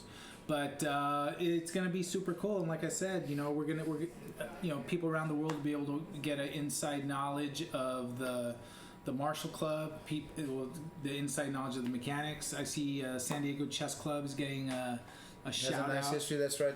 So, and that's what we're looking to do. We've actually talked to clubs from DC, Mississippi, about possibly doing some kind of like match where we're showcasing our players and our culture and our community. Because one of the things about mechanics, it definitely has a culture here. Yeah. That's this place, and even I feel it would come here. That's one of And the you were things I talking love about it. Mississippi?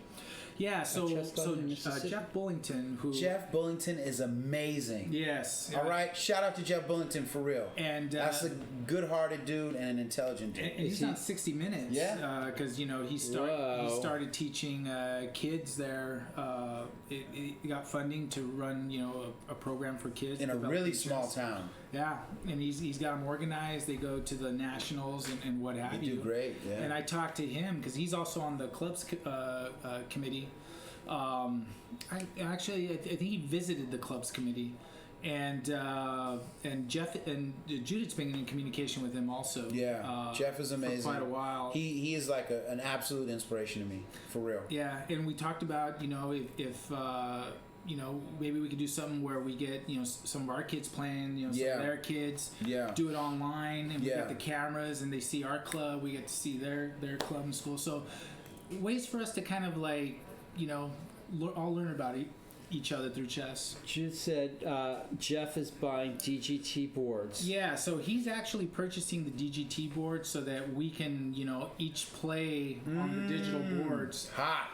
And then just start broadcasting and kind of sharing culture. I mean, this is what I it's all love that. about. So, I absolutely love that. So- Jeff is amazing. And then don't forget the Detroit Blitz Killers. Yeah, that's right. That's right. that's important. This stuff happening. Isn't it cool? And how the internet. So I'll tell you what one of my future hopes is. I don't know if you guys seen this online, but years ago there was. I hope I'm not getting this wrong, but I think it was a Princeton chess team that played a prison chess team and they lost. Do you remember this? Do you I remember? remember it was an Ivy League school. Yeah, some Ivy League school, right? So what I had this idea is that what if we were able to set it up where incarcerated youth could play online against kids that were on the outs? You know what I That mean? would be Like, something to run that by could be hot. Chess Kid. Yeah, you know what I mean? I think that could be hot because I got a guy who teaches chess in St. Louis, Michael Wessam, who runs the HACF program for the juvenile hall kids, and I've always wanted them to have some kind of experience playing kids on the out so that when they got out, they would already have an idea, they've competed, taken their losses or their wins, and go out and learn more. But I just think that could be a fun thing.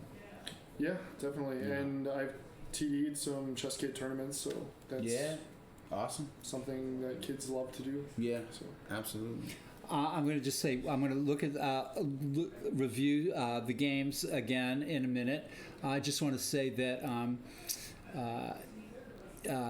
somebody said they're going to try to have their nephews resolve their issues on the chessboard, which is a great idea. Except it didn't Just work. like Tupac. It didn't work with me and my brother, though, because what happened when me and my brother played chess was we come close to murdering each other. But that was Did you see that crazy that was film? bad parenting. See. Did you see the movie? Was it The Girls Caught in the Spider's Web? You see that? There was a lot of chess in that. No. There was a lot of chess in that. I saw it on the flight back from London. What was it called? It's called. I think it's called The Girl Caught in the Spider's Web. Something like that. Yeah. Okay. I love it. My brother once punched me for taking his queen. Yeah, me and my brother got into horrible fights, physical fights over chess. Yeah, it was ridiculous. But your brother's a pretty good chess player too. Yeah, so well, that was before. was part of it. That was all before. Yeah. Well, yeah. See, so there's a youth correction center near Stockton, right? Okay. So then I'll try to connect with my guy Mike Wessam, Wessam. I always say it wrong. In St. Louis, and we'll try to make something happen. That would be so cool. I would be really happy with that. That would be beautiful. So this this streaming that we're doing here for everybody out there, it involves looking at the chess games, but also this is chess and culture, and we're going to take some time out, especially with when we have an esteemed visitor like Adisa Benjoko here. This is a once in a It's like a lunar eclipse. Yeah, it's like a lunar eclipse. Okay, good. You just gotta stare at it, right? Yeah, just for a few minutes, and then he's gone. Yeah. Where you can't see it, where your choice. We're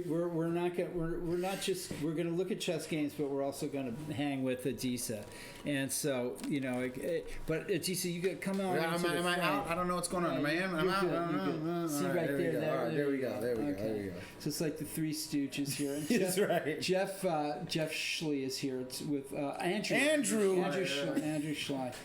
That's okay. I've heard my last name. My name gets butchered all the time. Yeah. People think I'm a Japanese woman until I walk in the room. It's tragic.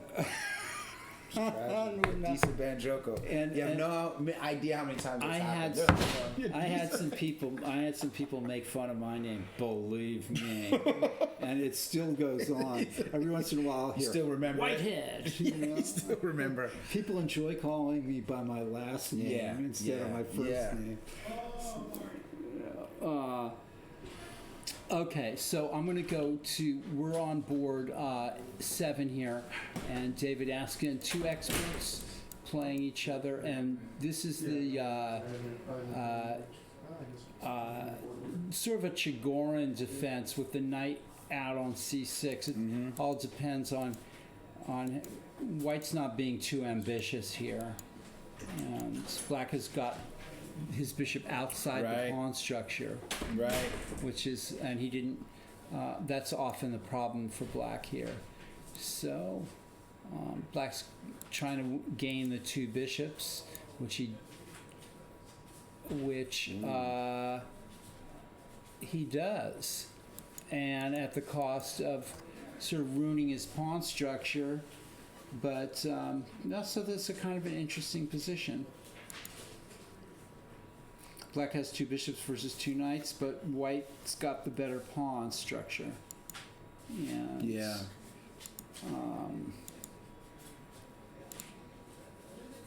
In fact, White is on his way to winning a pawn, and I'm not sure that Black has done the right thing at all here.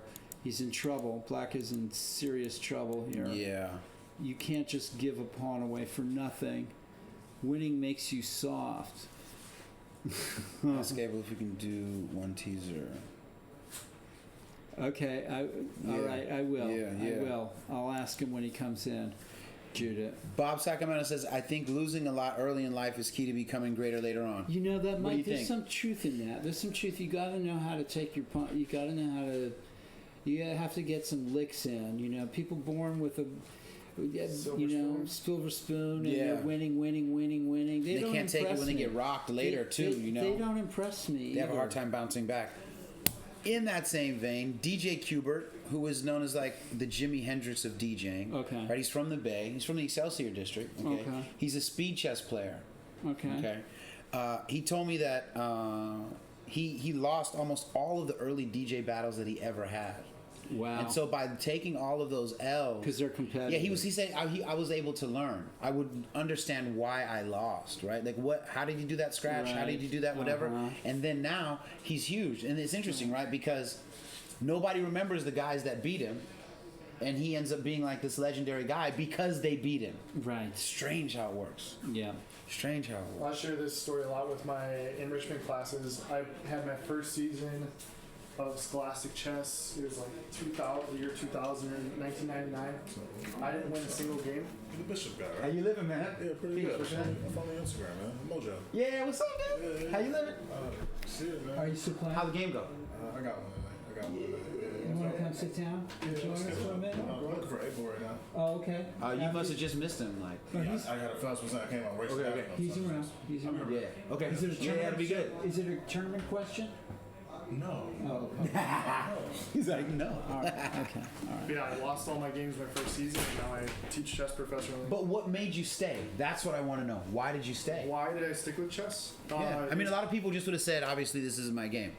And now you've made a whole career out of it, and you're out here being awesome. Yeah, what helped me growing up was seeing older kids accomplishing pretty high goals. Even coming from a small, poor farm community, we won a national championship in 2003, and then I got to be captain of the national championship team in 2010. Oh, that's so cool.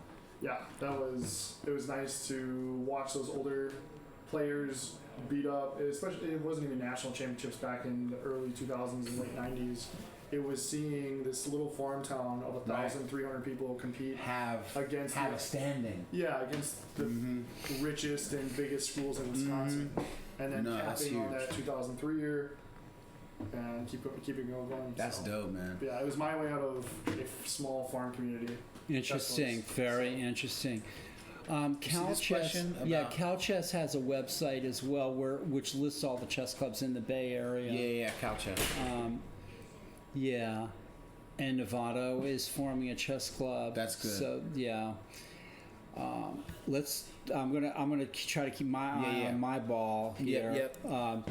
This white is definitely in the driver's seat here. Black's rook is getting further and further away from the action, and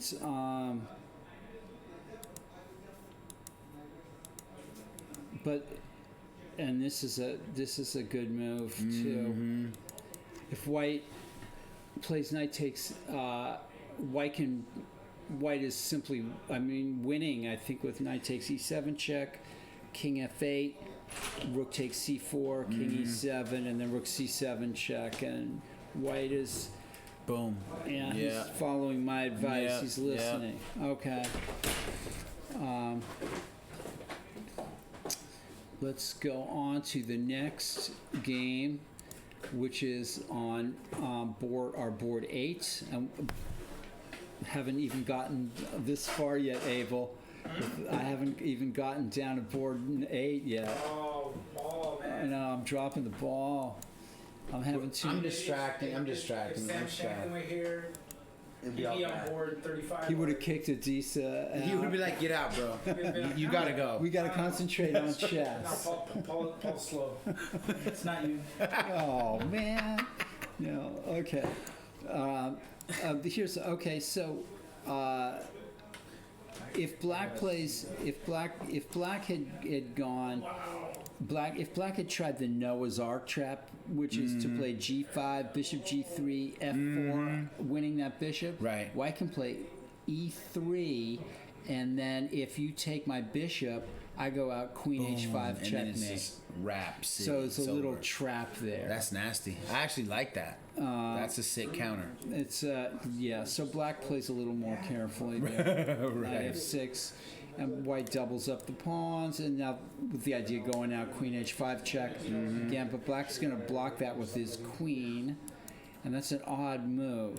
They don't even have their picture. And decides to move his king instead. That was unusual. Wow.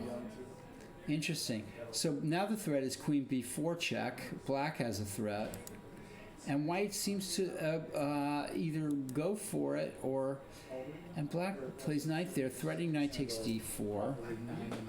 Board 2 is done. Okay, I'm going to take a look at board 2. That was a Board getting 1 to is be done. a crush. Board 2 is done. Board 2. It's board 2. I'm going to look at that in a minute. So c3 seems to avoid knight takes d4, The computer didn't think so either. as well as c3 avoids knight d4 and queen b4 check. So it looks like black is just playing a little. This is not working out for black, I think, although maybe he's getting something. But a pawn is a pawn. A pawn is a pawn, and like white is just kind of maneuvering. This is a little strange. Yeah, sure. We have Kaylin Melville has finished Okay, his game. Kaylin. You can jump in right here. All right, Kaylin, I'm going to, Adisa, you don't just move, yeah. This is Adisa, Banjoko, and Kaylin Melville. Kaylin, what board were you on? Board 2. This didn't look like it was going well for you. No. Yeah, we were actually giving you a lot of grief, and now we can give it to you in person. That's great. I wasn't. I was just watching. Yeah, my position defined passive out of the opening, so Yeah. it's not good. So everything was fine up here. You could have tried maybe Queen E7 or A5 or something else, but okay. All right. That move didn't seem consistent in a way with the bishop check. Like I'm thinking more of a structure like playing D6 and E5, right, and trying to make this bishop look bad, right? Does that make sense to you? Yeah. Right, Yeah. D6 and so this one's E5. prepared up into. It's probably booked though. It is booked. Yeah, I think it is booked. See, what doesn't mean it's good. What do I know? I know nothing. But here, I think actually instead of bishop e7, I was looking at DE, bishop takes, and then c6 with the idea of playing bishop b7, and then possibly playing knight c6. Yeah, it's time for you to along. do something in the center. Maybe even taking on c4 or e4. I see what you're talking about. Yeah. And then playing. Okay. I know the two main lines are queen takes and knight takes. Knight takes is also really interesting. Okay. But yeah, it obviously can go wrong very quickly. So, which is demonstrated here. So this structure is just very favorable for white. I mean, just for your future chess education. If you had a pawn at e6, I wouldn't necessarily say that, but because white is going to play f5 really quickly, and your c5 stuff is not really, white has a nice attacking stance here. Yeah, it's too slow. Okay, c4. Maybe knight c6, but you're worried about knight b5 probably too. Not so much. If he ever plays knight b5, I do have knight c8, which is a little bit annoying for him. Okay. I also have the idea of knight a6 to c7 to e6, which if you can't play f5, could end up being problematic as well. All right. So now, what about castling In this on case, the queen's side? I think I'm already worse here. Much worse. Yeah, I think you are too. But so I need to be able to carry out the knight d8 to e6 maneuver in time, and I just don't have time. Yeah, but he's going to play f5 anyway. Yeah. So it's just you should just castle on the queen's side and cross your fingers and hope for the best. Yeah. But then he's opening up b3, and I don't know. It's well, then you could take and play king b8 and rook c8 or something. I mean, it's got to be a bad position. So it's already bad. Yeah. So knight d8. Kaylin, just be careful about drifting into passive positions. Yeah. This is just, I mean, this is horrible. Yeah, Don't ever let this happen to yourself. Excuse me, I don't have any alternative. Is there a F6 woodshed? Is there a woodshed that we can take Kaylin out? If I don't play f6, then it gets even worse. Yeah. Because if I allow the knight to come into e5, I'm just can resign. So now knight, this is. So I postponed it a little longer. Delayed it. But he played it well. I mean, I saw rook e6, but I couldn't figure out a way to stop it. There's no way to stop this. At least king f7, and maybe he won't play accurately and I'll get a chance. But there's almost now rook d6 is a horrible I'm kind of threat. dreaming of like. This is just, your dreams are about, you must have resigned. Yeah, once d5 falls, but I can't save it. That's the thing, so. You're going to have to take this opening back to the drawing board. Yeah. This was a disaster. To put it lightly. Anyway, thank you for the analysis. That's all right, Kat. And then the one thing we Anytime. can do since Kaylin is here is Kaylin will be playing here on October 15th. Hey, all right, for the representing the He'll be mechanics. representing That's right. under That's it. 1900 section. That's okay. So That's really cool. All right. Yeah. Well, yeah, I mean, we'll this cover is that good. teaser as we go. Okay, that's right. Judith said something. So you're going to be representing mechanics, and Eric Lee is just he was just giving you a chess lesson. He's a He was- strong player. He's a very strong player, and And just as a cool backstory about Eric, Eric was going to play on the team for mechanics, but then he played a tournament in Berkeley where he crossed 2300. congratulations. So that put him out. Right, of so the- now It's he's a good out. problem to have. We have his chess clock up here. Which somewhere. Eric's Yeah, well, maybe which I'll- supplement are you using? maybe this one. October. Is it this one? It's No, that's cool, man. You excited? Eric Lee has a About chess the market. clock. when Okay. was the chess school? Berkeley, like last. Well, congratulations to Eric Lee. Yeah, it was a nice game. Thanks, Kaylin. All right. Alright. Yeah. Okay, Kaylin. Just don't do that in 2 weeks. Yeah, yeah. I'll come back. We'll get him next time. You're tough. You're tough. You're tough. Okay. All right. So that was our board two. Getting one of our board twos getting schooled by Eric, the 11-year-old. Yeah. Okay, let's go all the way down to board 9. Now, this what we're doing. What we're doing here. I'll explain it to you. Yeah. Is we're not just interested in the elite chess players. Right. We also have our board 1 on our AB in the AB section, Okay. and also our board 1 in the under 1600. Okay. as Yeah. well. Yeah. So we're letting these guys have Yeah. their Get their cut their teeth on. in the public Yeah. square. Yeah. We're letting them That's get right. humiliated That's in right. the public That's square. right. It's kill or be killed out here. Yeah. So this is Eiko Hidari, and he said something about his first move. He said to me, "Don't make fun of my first move," And that's it. and that's it. I'm not going to make fun because it could be serious. It all is about your intention. That's right. It's your intention, and that makes a good So he's playing a kind of a reverse Sicilian, an English opening, and black is going his own way. So already we have a unique situation. Chess is still possible to have completely unique positions after just a few moves. And we have one here, I'm sure, although I'm not 100% positive. Okay, a little contact going on here. And black, his piece that was hanging at b4, he withdraws the bishop to that square and then back down there. And white's expanding on the queen side. And white is trying to keep his grip on the d5 square and bringing his knight out to around this way. So rook b8 is prophylaxis against b5, and then maybe something happening down here. But e3 takes away the d4 square for the black pieces.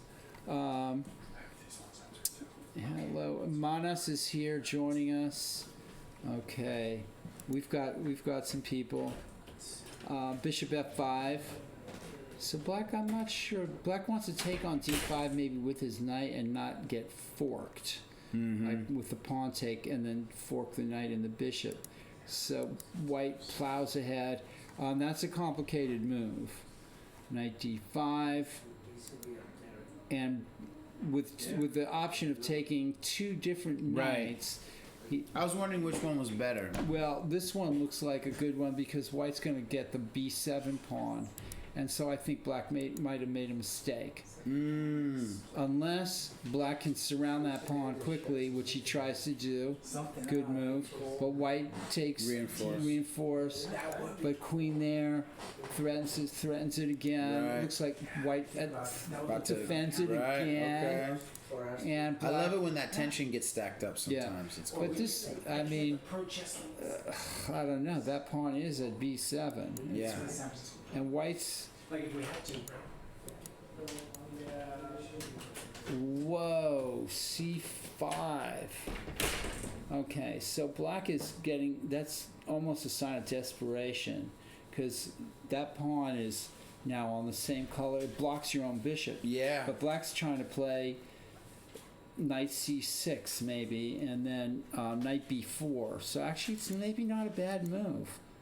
And this, black goes a different way now, threatening knight takes e3 check. What I've started to do is, like, I used to be like, oh, this is chess and we got to analyze it. And like, go, if I go here, he goes there. And now I'm starting to look at chess as like every game is telling a story. Interesting. So I'm starting to put Right. words. See the and like see the story inside the and game. from the beginning to the end. So That's a dope way of looking at it. That's there's fantastic. a chess story is the way. It's not chess games anymore. It's That's right. the chess story. So black's trying to generate some play here on the e file. Right. Maybe trying to play pawn takes pawn and then come crashing down on the e line. And white trips him up with that move, which I kind of expected. And black pins the pawn. White takes on. This looks like it. Oh, black is hanging him on by a thread here. Rook takes e5. Now white still can play rook f5, but then rook f5 and white can't take. Bishop comes back, however, That's pressure. hitting that and black throws it in there. And look at that move, opening the line up to queen f7. So it's a nice That's move. grimy. Nice move. Black blocks. Okay. Gotta take it. Okay. Oh, and that looks almost devastating. Yeah. Queen takes b7 is got to be the move played by black here. Yeah, only move. Yeah. And now white's thinking. So I don't know. Has white let's see if white missed something here. I want to go back just a minute. No. I want to It go doesn't back. bother I me. want to I'm go back learning. a second here. Before white played bishop c3, I was almost thinking white should maybe play rook takes knight, rook takes rook, and now he can't play pawn takes, but he can bring his knight into e3 and then to d5, and that knight is at d5 is worth at least a rook. Right. Right. And white would have a huge grip on the position. And that's the kind of thing, exchange sacrifice. Rook f5, knight e3, threatening the rook. Rook goes back to e5, knight d5. White is in command here with bishop c7 as a threat. I think that white might have missed an opportunity here by giving up the exchange. Rook f5. Instead, he went back here, which superficially looked good, and especially this looks really powerful, coming in on f7. But black survives for a second with this d5 move, and white is looking for a knockout blow, and it looks like this is it. But then gets rid of that dangerous pawn. Yeah. And now white throws another pawn forward, and he's going to be getting pinned on this file. Yep. It's interesting. Black needs to find the right move here. Still might be difficult for black. It's funny how one white passed pawn and now there's another. Man. It's The pressure. It's a tough The pressure game. on that side of the board is immense. It's too tough for me. I'm going to board. It's immense. I'm going to board 10. All right, this is the top board in the under 1600 section. Okay. So these guys This is Sterling Albury, who's won all of his games so far. So he's a ringer. Yeah. He's a ringer, and he's got a chest tattoo. What? On big chest tattoos. Black pawn on one arm, white pawn on the other. This guy Hard. is serious chess player. Yeah, we got in a whole discussion about chest tattoos last week. Right. There's a whole thing on Instagram of chest tattoos. I think it's like Is if you that go to the right? hashtag and you see amazing tattoos. Oh, really? Oh, Yeah, it's really cool. All right. This one guy had a whole game played out on his back. It was pretty Oh. sick. Okay. Yeah. I've thought about that Yeah. with my national championship game. Yeah. Getting the notation tattoo Yeah. on me because it's only like 21 moves or something. That's sick. I already Chest, have- chest tattoo is a bold move for us, except for this guy. But it's the love. It's Yeah, based it's in the love. And he's actually making way progress. Yeah, This yeah. guy's I not mean, gonna- so I played Sterling at the Bagby, and even just watching his games, there's improvement. Oh, he's a strong player. He's no slouch.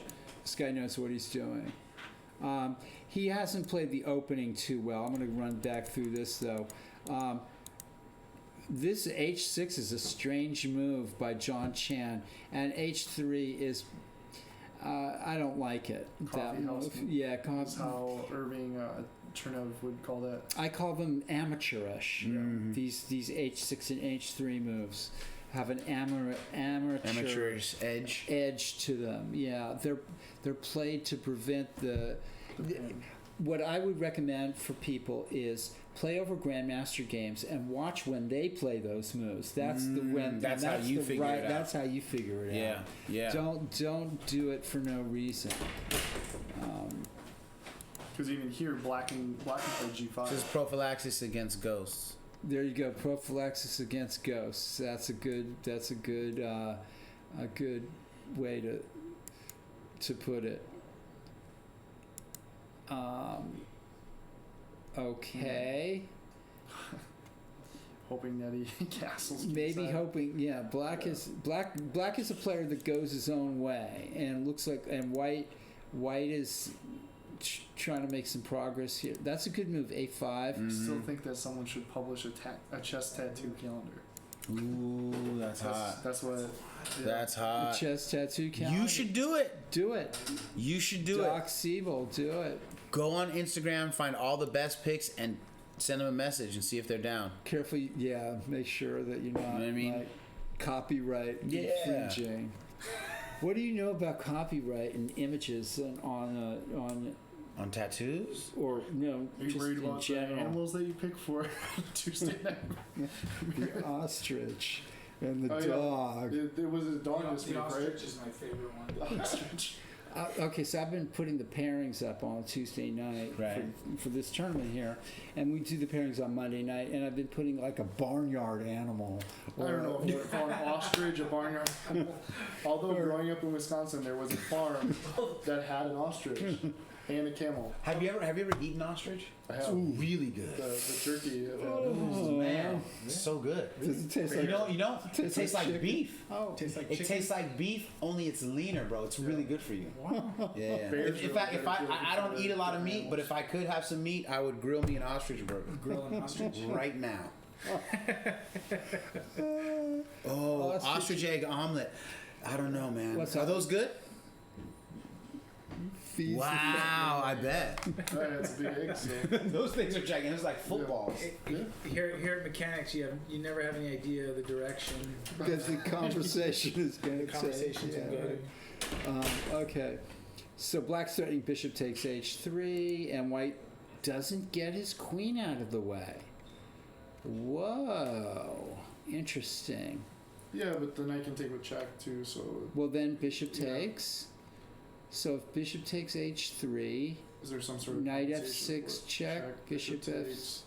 queen e4 maybe, and then trying to gang up on e5. Yeah, so you get your pawn back at least. That's pretty bold, though. in regard. Because Yeah, you're going to get the pawn back that way. I don't know if they calculated that out, but. queen c8, and that looks like it. Wow, he's letting him take on h3, but white's got ulterior motives going here. John Chan tries that one. Okay, Why This is- retreat the queen? Though? Bishops, though. Well, that targets G7 and unleashes this dark squared bishop. This has gone south for black, really badly south for You black. can't even play rook G8. Yeah.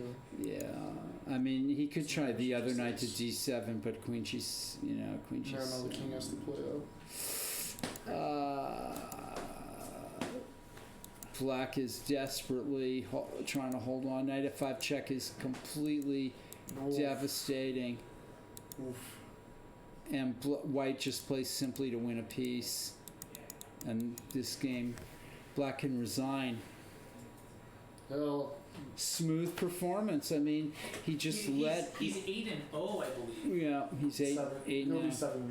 8-0. This is round 8. He's round 8. Yeah, it's round 8. This tournament never ends. Yeah. Lost in a week. You gotta go 16-0 or something. Right. But could he be the first 9-0? I'm not. I think there was There's somebody. 9 rounds. That's why I was like, why? Yeah. I think there's people who have won this tournament with perfect scores. All right. Yeah. Because they would have had to won the open section. Go. You can troll back through all the Tuesday night marathons, or Get I'll an do extra, it. Like Bobby Fischer You can That's does. find- hard to do. I mean, Yeah. to run 9. Elliot might have, or Hans Niemann maybe. Somebody did a But perfect score, and that was in the open set, and when it was just an open tournament. Okay, so this is John Chan can resign, but he's not going to probably. Let's go back to board 1 where we haven't been in a long time, and Stearman.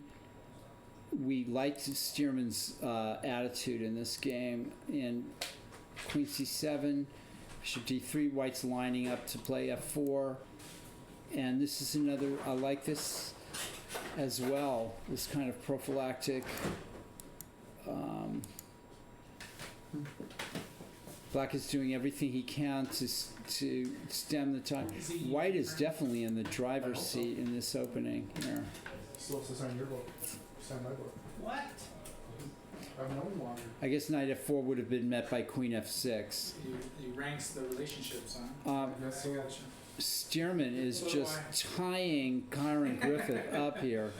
No good thing I've known you longer.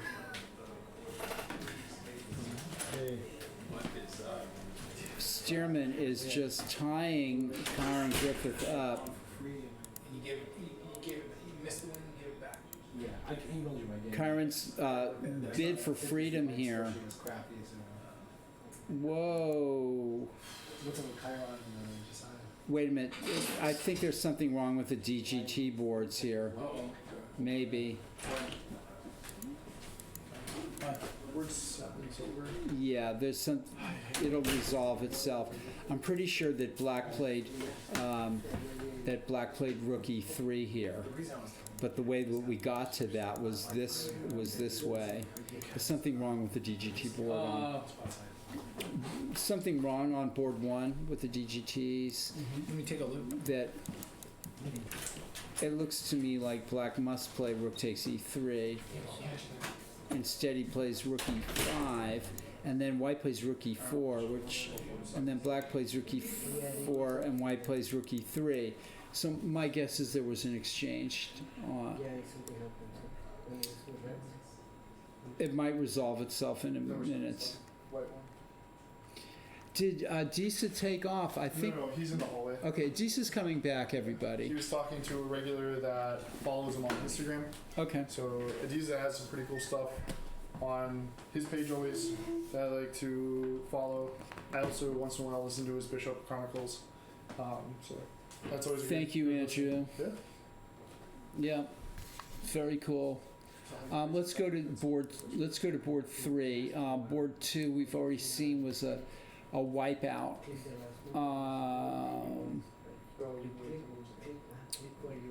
And we had this position, and Tenzing Shah against the 11-year-old Sharam Krishna Kumar. So Knight F5 is played. Now the threat of Knight F6 is definitely on, and Black exchanges on E4, White on B5, attacking the Knight on C6. and black takes back, and the rooks come off, and white sacrifices on h6. And that is a very interesting move.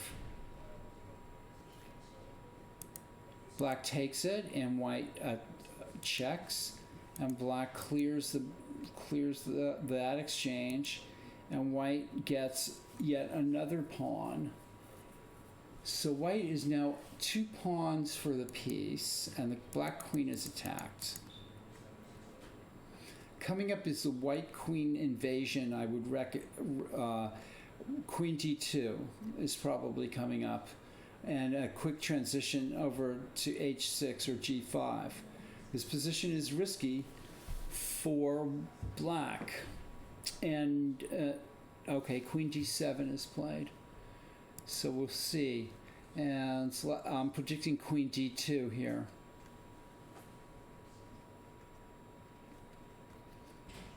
That might be difficult for black to defend against. White's last move was rook times e3 on move 33. I'm going to go back to that game here. Yeah, there's some a little bit of a problem there. Okay, so this is a very exciting game. White plays queen d2, and the idea is to play queen g5 or queen h6 check. Yep. And then rook times e3. Black is going to be And that should match the board. And there's no moves better. I'm just going to point out one interesting possibility. My partner has about 12 minutes left. Do we have to continue charting it? Yes, if it's 5 minutes or under. 5 minutes and under. Or 5 or under? Yeah. Okay. Okay. So in this position, if queen d2, black actually has an interesting possibility of queen f7 and bishop f7, king f7, with 3 minor pieces for a queen and 2 pawns. But that's, yeah, that should favor white. But that is an interesting possibility if queen d2, queen f7. 3 minor pieces for a queen. White has a lot of pawns, a couple of pawns though. So, all right, let's move on. Cutting out. I'm on the last train. My train's cutting out. Okay. Dude, Thank you so much. We'll hang out again. Please, Thank you so much. Appreciate you. Have me on your broadcast. Yeah, I'm gonna bring, next time I come back, really, I'll just bring mics and then we'll do You sign up? Yeah, got it signed. You know what All I'm right. saying? Thank you so much, Adisa. All right. Appreciate you guys. Real pleasure, man. Yeah. Seriously, I'm coming back and I'll bring mics soon. Do All it. right? Do it. Appreciate you. You're always All right. welcome. You're Take always care. welcome here. All right. All right. Thank you. Bye. And I'm absolutely coming for the Marshall thing. I gotta go for that. Okay. All right. Awesomeness. Oh, that's awesome. All right. Andrew, you want to sit down with me? Sure. Hold on. Let me get. I need a pair of fresh eyes sometimes. Let me find your name. Let me find your name. Did you see the moves on that? Or do I need to take a picture? I fixed it. Okay. Yeah. Oh, you fixed the DGT? Well, one fixed it. I made sure the moves were right. That's See if you correct. can find your That's correct. your name here. Okay. There's too many names He just here. played that. I want to get rid of everybody here. You should. I'm not sure. Where are you? There. There you are. Yes. Yeah, Yay. that's right. GXF5 and Queen. Okay. Yeah. Boom. All the special effects. All right, All the bells Andrew. and whistles. Okay. So I saw we let's go. And then we have to go to the DGT boards and interact. And we'll go back to the board 1 really quickly here and see exactly what is going on board 1. You do not. We're getting a question on Twitch. You do not have to be a Mechanics Institute member to play in any of our chess tournaments. You can be a member, just to have to be a USCF member. Yeah, unless you're coming to Wednesday for the Blitz. For the Blitz tournament, because that's kind of informal. Just show up, play some Blitz, and throw down. But Not rated. yeah, it's unrated. Otherwise, Non-rated. Always say non-rated. Non-rated. Non-rated. So the way I ran my Yeah. unrated. Correct. Yeah. So yeah, just USCF membership Okay. for the regular events. But it does save you money in the long run to be a member. No. The value of being a member, I mean, you get access to just the institute as a whole, and not even just talking about like the library, which is, a beautiful investment on itself because it's a full regular library, and you can check out books, but kind of like the Actually, there's a question here. We've done away with that.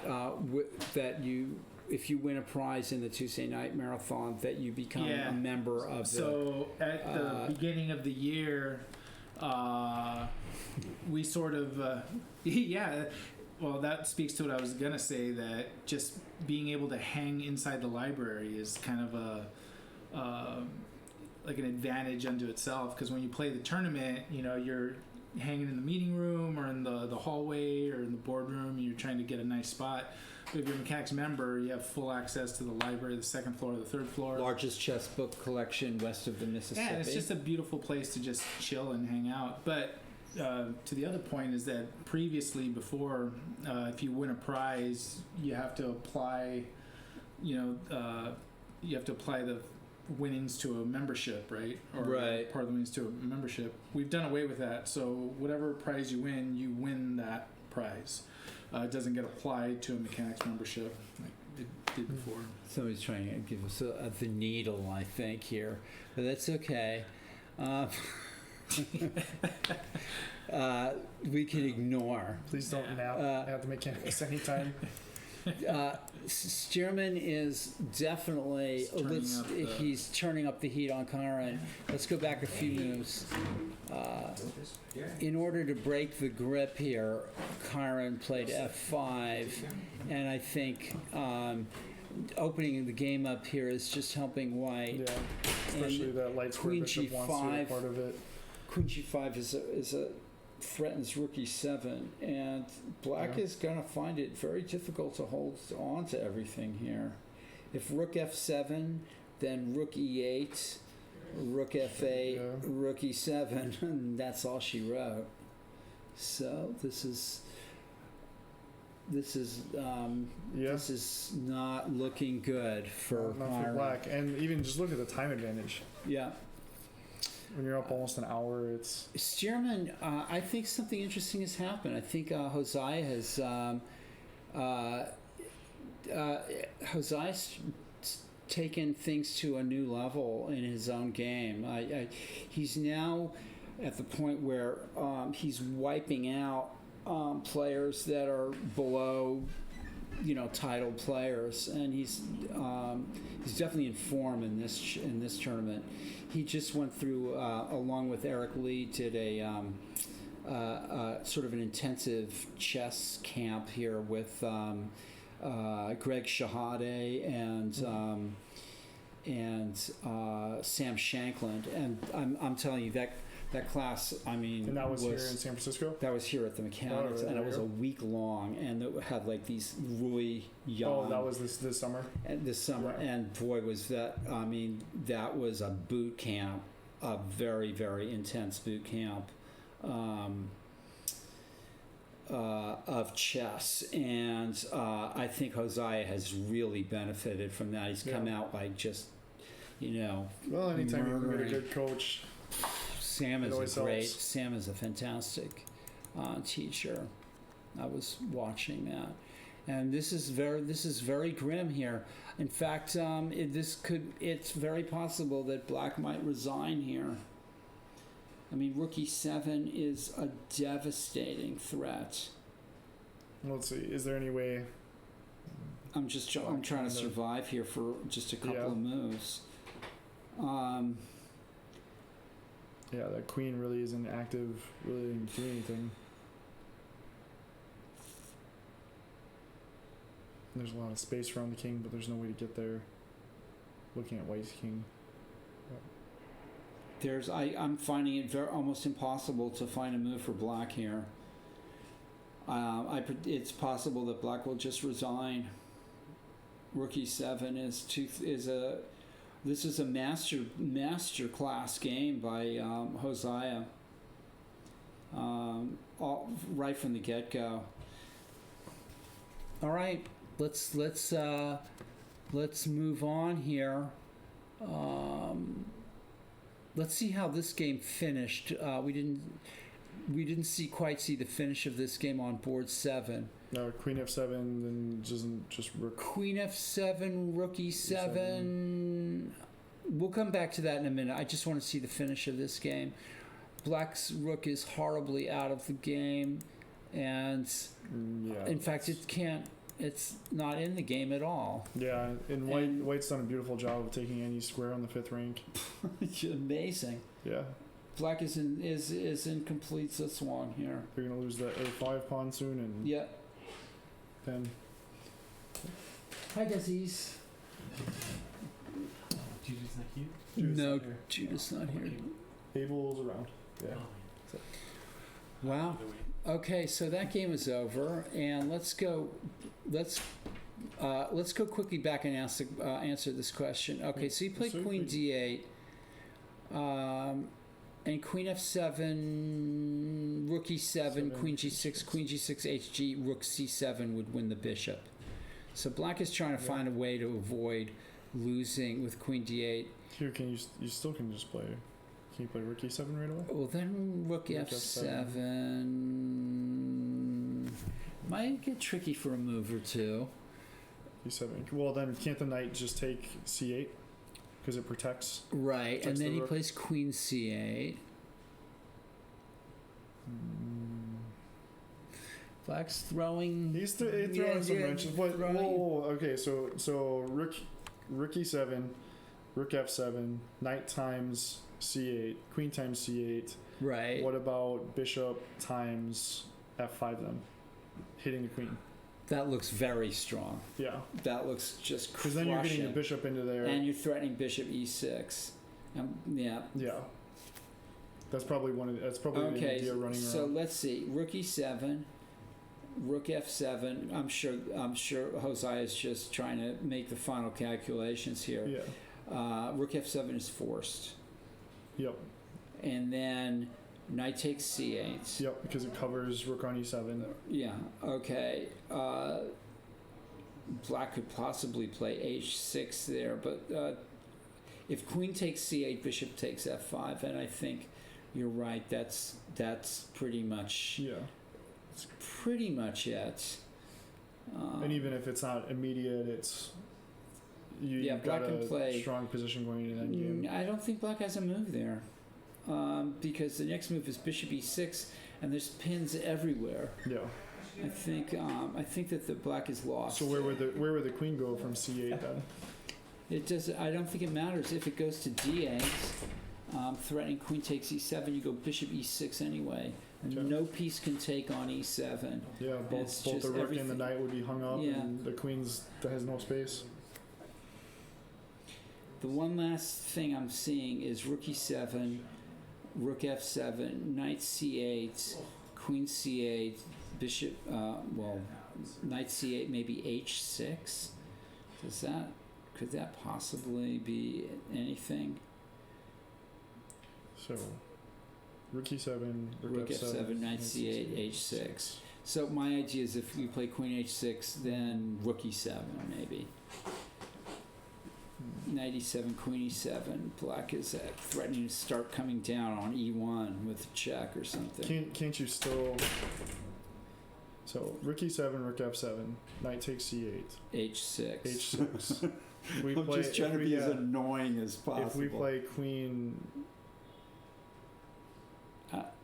to G6, aren't you? Then Rook takes E7. Okay, Knight takes Queen E7. takes E7.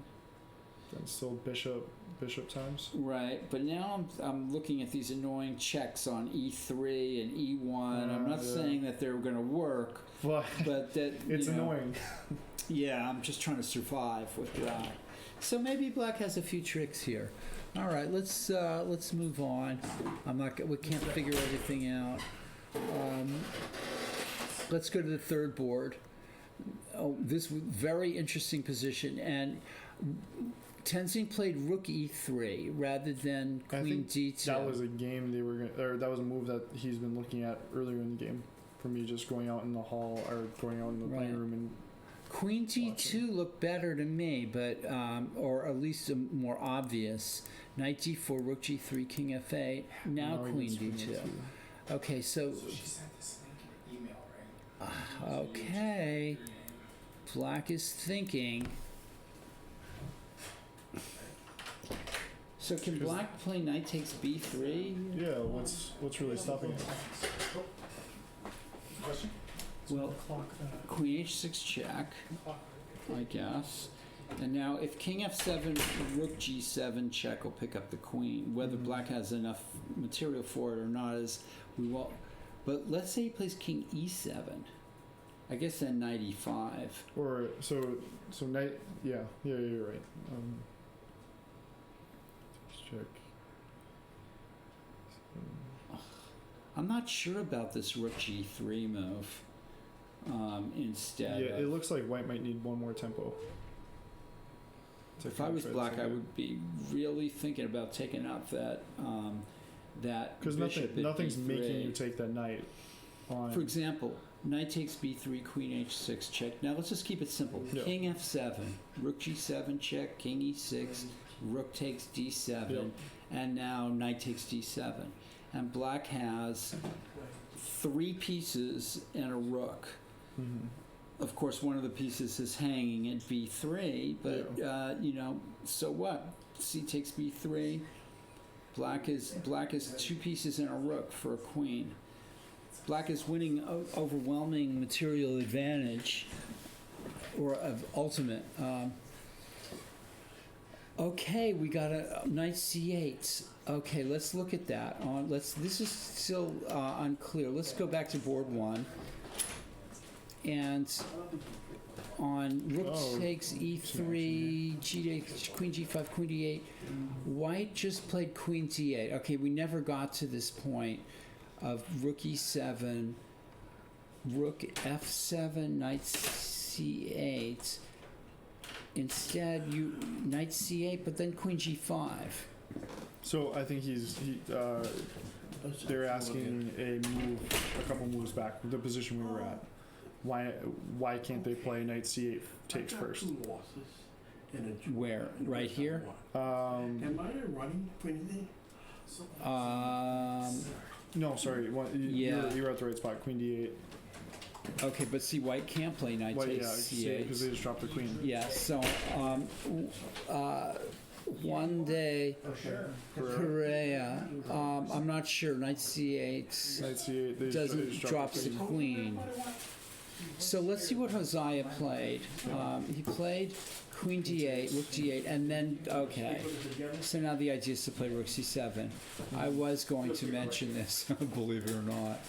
Black decides to do that, and White takes time out to take back. Yep. Well, of course, if he plays Rook C7, Bishop F5, I guess. Black is dominated here. Yeah. And now H7's hanging. There we go. Reconcile. Yeah. Check. So. All right, thanks, guys. First comes the transition into, yeah, this is just dreadful. Playing very simple chess here.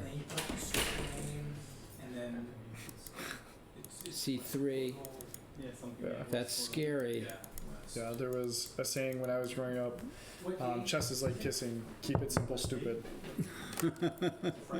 So, I never heard that when I was growing up. yeah, it probably wouldn't be very PC now if there are adults saying that to kids, but, Right, right. all right, that's it. Just one. and that's still how I like to play chess. I think Hosea is just cruising to a win here. Yeah, And there can't be much counterplay. yeah, this has been a really, Hosea just has played a really nice game. Yeah. Vary's going to A7. Okay. The Black Knight is spectating, as they say. Knight F6. Yeah, and it doesn't Rook help with B8 check. all the pieces sitting on the 8th rank. Knight F6, Right Rook there. B8 check. Okay. So you want third and the second. Black is in near Zitswan here. This has just been such a well-played game by Hosea. Really, really, really powerful chess. Very, very good game. Black is just doing Just trying to hang just, on, yeah. Now, you now gotta you can pick hang. up the pawn. Now White could even play King F and take the C3 pawn if he really felt Yeah. like it. But it's just Black has no moves. No. Knight F6, Yeah, they Rook want to take the B8 pawn check. and then play But he's bishop G6. but this is Zitswan. Yeah. Tony? C2 is the only move. No, you wouldn't I know. haven't seen Tony. No, I don't know. He was talking. C2 is the only move. Yeah. It's Let me. Yeah, just hang on the mic. okay. Let me just check. Kyron is hoping for a miracle. Or a blunder, yeah. Because I can see. I think he might have resigned. Oh, okay. Yeah.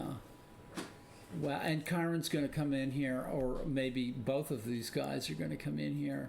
Hopefully they do. See, that would be something I would hate if talking about A game you a lost. game not a game I lost with the opponent right after. Yeah, 827. Yeah, well, they're big boys. They're big boys. This is more of the scholastic high school younger side of me. But Right. even like I played rugby for a few years in college and things like that, and we were pretty successful. Competitive.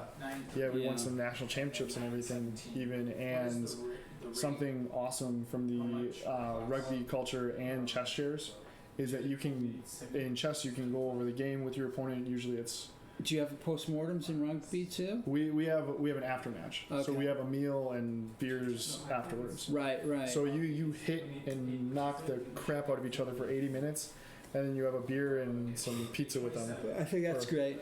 That's really a good culture. That's interesting. I didn't Yeah. know that about. That's American rugby or Yeah, Oh. they do that all over the world with rugby. So, Hosea. but Nice game. Jeez, But what's yeah. with you? You're suddenly jumping in strength here. And he's like prepped because like he's still got like an hour in his clock or something. Well, it's not just that. It's just an informed chess player. It's fantastic to watch. You're feel free to Okay. do it anyway. Are you going to sit down? Oh, Jose, are you going to show us your another? if you just want to give me your phone and your cord, I can get you plugged in. Is Kyron coming in? Oh, I think he left. I think Kyron left. Wow. Is this clock broken or something else? yeah. So I'm going to let me do the transition here. We have tournament winner. I think. Let me get Andrew off of here. Hold on a second. Is this one busted too, or is this one just? no, it's just hanging out. Here, I'll take care of that. It'll be busted. Oh, there's one over here. Hosea, I think you won the tournament. Oh, yeah. No, we have one more week. You have one more week, but nobody can catch you. Eric can. Eric Lee can catch you? I don't think so. He's got 7 points now, and you have. 7.5. Oh, you have 7.5. Yeah. Wow, you haven't even won first place. That's crazy. All right. Well, you guys are playing great chess, but you are really impressing me. I mean, what do I know? Show me your game. This is like awesome. This is another master class. You weren't in trouble in the opening here, though. Yeah, so I prepped the same-ish. Yeah, and this is the variation that's they're using the knights in a different way here. Yeah, so I played a4 to stop b5 here. I thought he played it kind of, I don't know. I mean, to be honest, I don't know much about the opening, except for the lines. Right. But Usually black throws in h5, right? And that's the way to get some kind of play and with knight e. well, sometimes knight h5 too. Right. Knight h5. You have to be kind of Kasparov to squares. play this correctly. Or Or maybe Nakamura now. Nobody's playing this stuff for black. It's It's difficult to play. And you're playing a very Yeah, so I modern. thought here he was gonna The knight play went like the wrong 90, way. 95. Yeah. Because knight b6 here, 98. I guess his idea was, I thought his idea here was b5.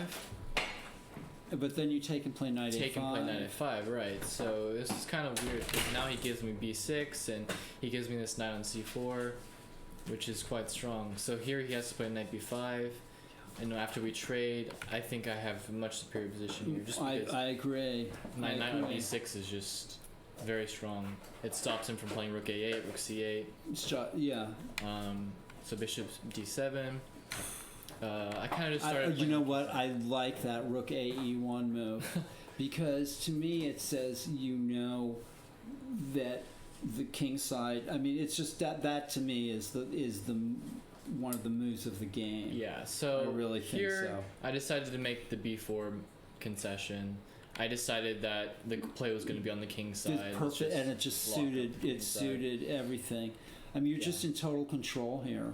Yeah, This so is- he plays here, and I play bishop d4. After knight h5, g4. So we trade the dark square bishops, which was probably his best piece on the Right. board.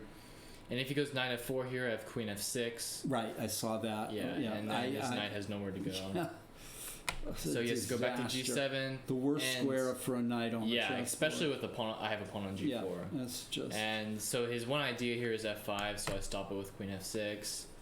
right. And as we saw later on, f5 is just I mean, f5 here is okay no, because but he has the double rooks. yeah. That's But later, true. I thought it was very, Right. very Yeah. precarious. So queen h4, he plays f6 here, meeting f4 with g5. So I play my queen to h6 and kind of prepare f4 a little bit more. Mhm. I thought here he would play rook fe8. And after rook fe8, f4, then he can play f5 I can play f5 because he has his double rooks. So after rook fe8, I was going to play king f2. King f2 to prepare protect to and f4. protect the Right, to protect the rook. But here, I think, I mean, f5, it just gives me everything. Gives me the e file, and Right. I mean, I just have to find a way to. Queen g5 was a nice move. Yeah, so queen g5, and it forces a trade of queens. He's lost by force here. I Yeah, think. so it forces this or And now queen f7. rook e7. We found a way for him to hang on. If Yeah, he so played- rook e7, rook f7, knight takes c8, h6. yeah. h6. I saw that. But even that's probably losing for him. But yeah, I was right, Andrew, Yep. about that line h6. Oh, Yeah, does that it cause whole problems? thing. Yeah. Yeah, I mean, I'm still It causes there, but problems. it causes problems. Yeah, Exactly. so I mean, here rook e7, he has You to just play his knight to simplify. e8. He has Yeah. to play his knight to e8, and I take b7 and just push the a pawn. This was horrible. This one Yeah, on it's the board. exactly right now. No. Nice game, Hosea. Nice game. Was queen g6 possible after h6? Queen g6. Let's go back. You can go back to the position. You've already done enough work. You don't have to. Did he? When was Queen G6 Queen G6? possible? In when the you played analysis. h6, yeah. If Rook E7, Queen D8. Well, queen Knight g6, C8. rook takes e7. Yeah, Rook E7. Well, we that was were- always the move. Yeah, we were looking at what they played. He played king or queen d8, Yeah. Queen d8, queen d8, rook e7, e7. rook f7, Mm-hmm. knight takes c8, Yep. h6, queen g6, rook takes e7. Yeah, same thing. Then the knight takes back. Then And queen takes takes. e7, then he starts checking me. Yeah, yeah. Okay, so the checks were annoying enough that. Yeah. Yeah. Okay. So I actually saw that. I'm proud of myself. But you chose the line, the simple, straightforward line that just won the game. Yeah, nice game, Hosea. You made it look easy, and that he was one of your last obstacles. Mm-hmm. But we're still. This is 9 rounds, and there's still one more game. And actually, Chiron and Hosea are top 2 boards against Marshall Chess Mhm. Club. Oh right. Okay. Cool. Do you know who we're playing yet? Yeah, so Yeah. the top board is going to be Michael Rose, Okay. and So then he'll be playing Chiron. yeah, Right. and then your opponent. I'm gonna keep you like in suspense. Oh, this is cool. This is great. We're hearing it for the first time. Boards 1 and 2, Marshall versus. I wanted to play McCann. Michael. He's my old coach. Oh wow. Oh, is that right? Yeah, and the last time I played him, I kind of crushed him. Oh cool. So I don't know. kind of crushed. Kind of crushed it. Let's see here. Well, it looks to me like you've taken a big leap in strength. Like you're playing confidently, and it says somebody's Yes, saying my opponent's Nakamura, but I don't think Yeah, so. no, it was not Nakamura. Oh, here. Well, Yuri Lapshun, I am. Wait, what? Why is he board 2? He's board 1. He is board 1. Yuri So I'm- Lapshun's board 1. So you're so playing I'm Michael Rowe? you play Michael. I Rowe. actually was looking at their active players, and I thought those were the 2 players. Yeah. How about that? Okay, so There you you are go. playing Michael Road. Yep. I played Michael Road in 1978 in the last round of the U.S. Junior Championship, and I beat him. The junior. You won that tournament, right? I tied with Sarawan Fedorowicz for first place, and I did it by beating Michael Road in the last round. So I'm Very rooting nice. for you for sure. If you still have that game, you can give it to him and maybe help him out. Yeah. That was a And you nice ignore game. the I was 500 other games that you can look at. So yeah, that's 1 and 2. All right. Yeah, right there. very There it cool. is. All right, So we're outrated by like 50 points. Probably about 40, 50 on each On of each board, those. yeah. Yeah. Okay. Wow. But yeah, it's a historic match. First time the Marshall.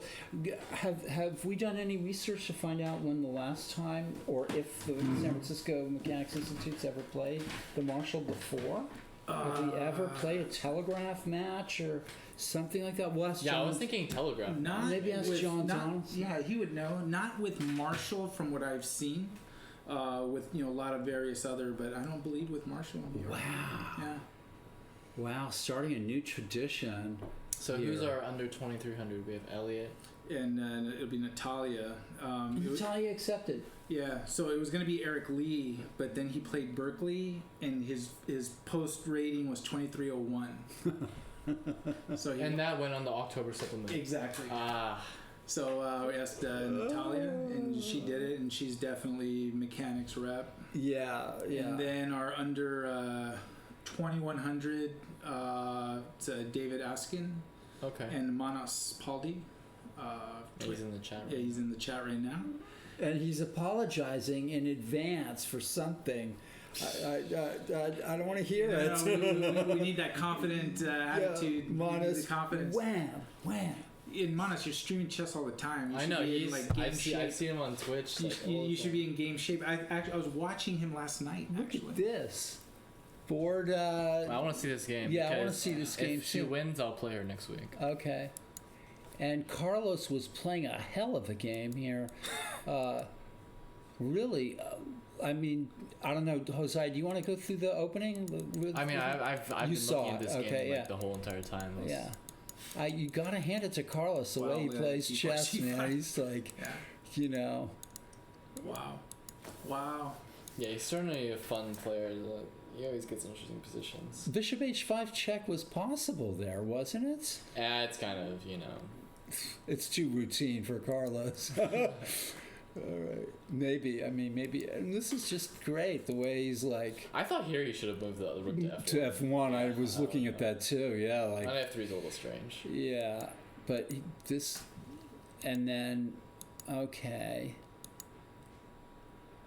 is Rui consolidating here? Knight d5, and that threatens to bring the queen to f7. Mm-hmm. This is. Yes, let's exchange queens. Yeah, it looks like it Black is kinda- starting to repulse. Yeah. Now I did like this move though. Knight h7. Look at that. Okay, so Yeah. Okay. Go. Oh, I'm sorry. Bishop. Look at this. Ah. Wait, what? He didn't want to draw? No, Carlos won't play for a draw. Isn't that crazy? He will not play for a draw, even if he's worse. And this game almost didn't happen. Yeah. Look at. She was about to go Oh, home, and he showed up. Well, Well, it looks like he's made some progress. Wait, what? What's going on here? There's a lot of. there's a lot of. Oh. You're going through it faster than I would have, but. Is white down a bishop here? Oh, no. This is the position. Wait, does she get the full point, or is this just an X-rated game? She gets the full point. Well, she gets the full point because her opponent didn't show up. So Oh this wait, is so an extra that means I'm gonna play her. Yeah. You are Regardless of what you're going to happens play here. her. Regardless of the result. Yeah. Unless Michael Walder wins this game, but I don't think that's gonna happen. So suddenly this looks a little grim for White, That pass around. but it's still got a ways to go. Mono says typical Carlos. Yeah, Carlos played like a crazy person here. Interesting chess. Okay. And for those on the stream, just to tease it out, so next week, Sam will be doing the lecture for the TNM. He's got his new book coming out. Is that right? And he'll jump in on the first part of the broadcast. Okay. And I think we'll also have John Donaldson here. We are going to have John Donaldson here. That's I'm exciting. really On the happy. broadcast, Yeah, joining Paul. So Yeah. so that'll be fun. That'll be fun. that'll Final be round. great. Next Yeah. week, Sam Shanklin and John Donaldson, chess legends. Yeah. So I think Chiron's gonna play Eric. Yeah, I if he comes, expected if that. he comes back next week. I had expected that because I thought that Yeah. Eric was gonna. So you guys were gonna play each other, and then Eric would have to play him next week. Yeah, so And- hopefully he takes care of business, so I don't. He's been doing it too, Eric. I think he's beaten him the last couple times they've played here. Although Eric's been playing strong. Eric's been playing some strong chess, but Except some opponents he except against just him. some I opponents saw he the game in just Berkeley. he just gets online. yeah. It was like talk about massacred. restriction of Yeah, everything. he got tied up in that game. Okay, All right. let's move on here. I don't know how long you're gonna stay. You're welcome to stay as long as you want. Have a This- look at Alex's game. Okay. Ivanov. All right, we left it here a long time ago. Boom, boom, boom.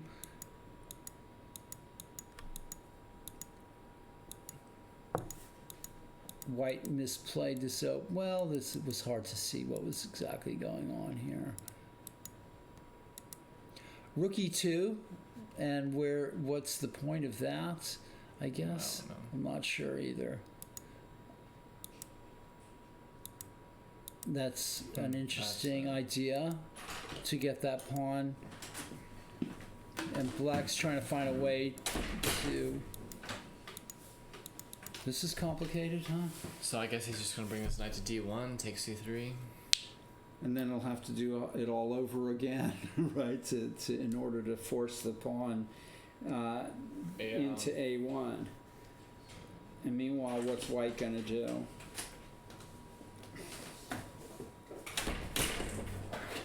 Can White taking on H5 loses to Rook H8 mate? Oh. Yeah, you're already like. That's kind of unfortunate. White's in trouble here. It looks Well, you can put like How to use WinT, my old boss. Ooh. That knight on E3. Yeah, King B6 and King B5 coming up. I was like 20 years old. Maybe Black will just play it like that instead of and leave that knight on E3. So you're Can White try knight B4? Knight B4, King And B6. Rook E2, then Rook E2. and there's like I'm just- kids playing. To play knight Put the knight A2. on A2, yeah. No, but they can maybe. That's an option. And then maybe try for King H5 and hope. Well, the fans want to see King H5, Rook H. Okay. All right, I guess not. We're neutral here, folks. Let's see what's going on with our next another game here. Tenzing Shah. This was interesting too. Can I just go back a couple moves with you, Hosea? Why shouldn't White play Queen D2 here instead of Rook E3? I guess King F8 is move then as well? Okay. Anyway, rook 3, knight d4, rook g3, king f8, queen d2. I was thinking black could play knight b3 here instead of this. If knight b3, right, queen h6, you could play king f7 and rook g7, king e6. Oh, wait, black's up a piece here. Yeah, black's up a piece, and he's going to have a rook and 3 pieces or a rook and 2 pieces for a queen. Yeah, I don't know why you wouldn't Yeah, play that. instead knight f5 looks like it. I think things are Rui's. Yeah, Rui looks in trouble. Again? Unbelievable. She was doing well. Let's see what happened here. Carlos played bishop c1 here. And now queen g8 She was offered the played. queen g8 and then Maybe Oh, queen I f6. Yeah, I can do that. What? Which ones are the extra? F6 check forces that move. Picture. Yeah, just text it. How about queen? yeah, no, queen e6 here. No, queen h1. Queen h1, king g6. Yeah. Right here? No, just Queen before f7. Oh, before. Before f7. Yeah. Oh, so he missed queen h1. Or maybe not. King g6. Queen h6, king f7. hopefully it's not. Yeah. Black is. But Still. So And here I think queen e6 could. Yeah, queen e6 is played.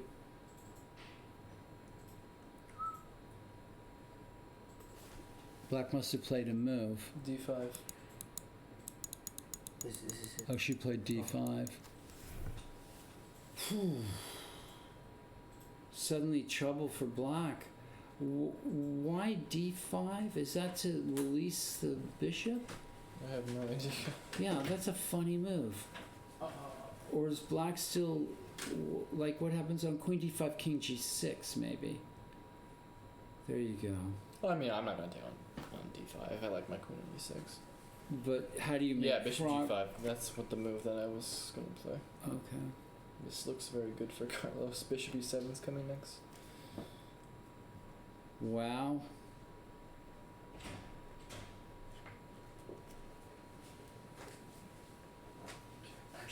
Also, queen f5 check is a horrible threat now, right? I mean, king h8, bishop f6. Won the contract. Queen f5 check. Queen Queen f5? f5 check. I can go to g7. Yeah. Oh, and I can't go bishop h6 again. Okay, you're right.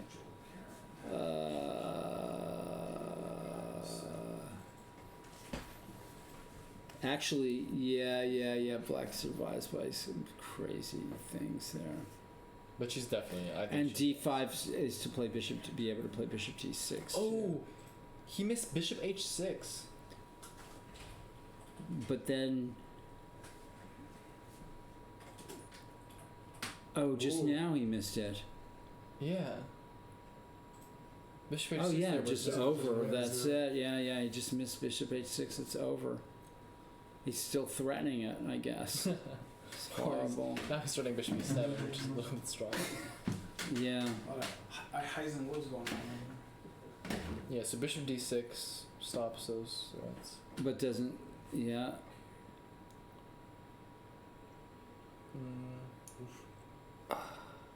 Queen f5, king g7. And then queen f6, king h7. And oh boy, black is lucky to get that bishop there.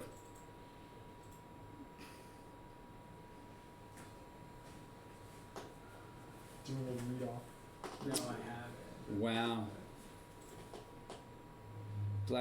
Black got that bishop on d6, and that changed everything, didn't it?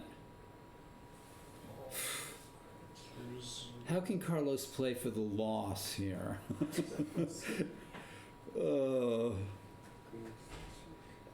Let's see. Bishop f6, king f7, bishop e5 check. Yeah, king e8. King e8. I guess black will lose a few pawns along the way, but probably would survive that. Man, bishop h6. You had bishop h6. Yeah, that was a nice move.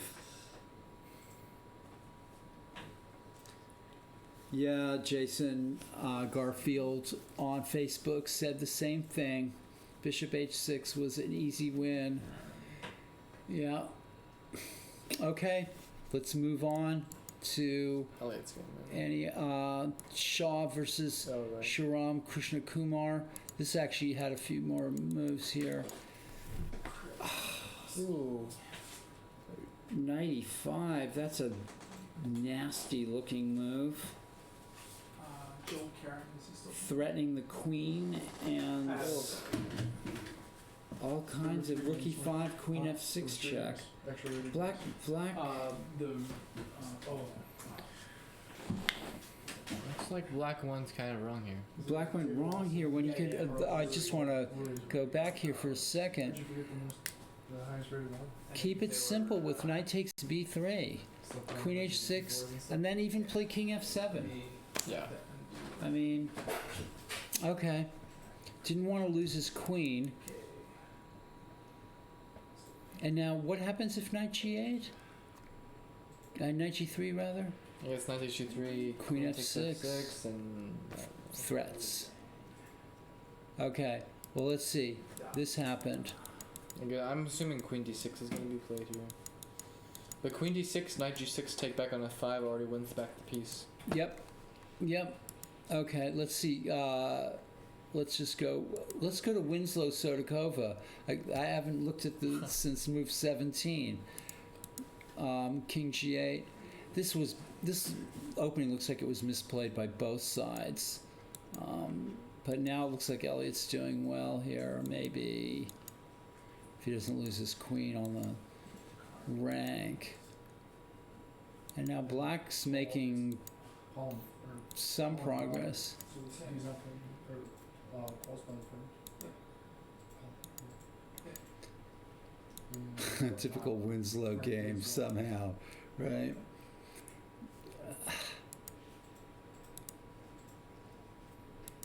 Olsen Karen.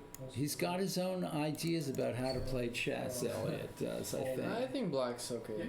Yeah. Black's played a. I mean, that dark square bishop sucks, but Right.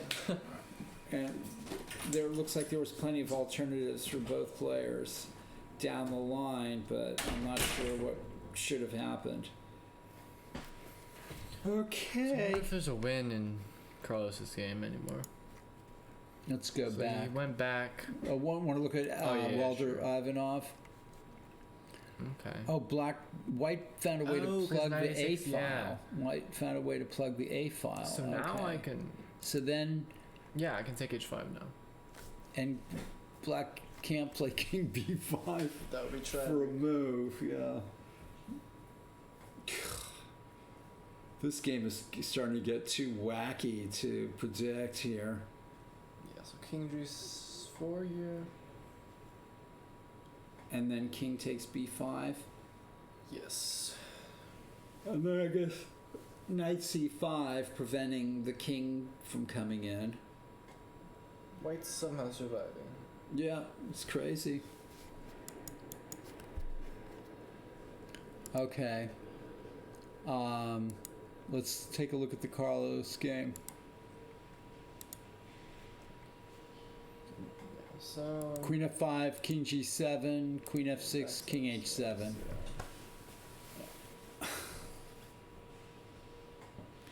I don't think Carlos has already refused a couple of perpetual checks in this tournament and gone on down to lose. So I'm not so sure that he's going to be wanting to play it safe here again.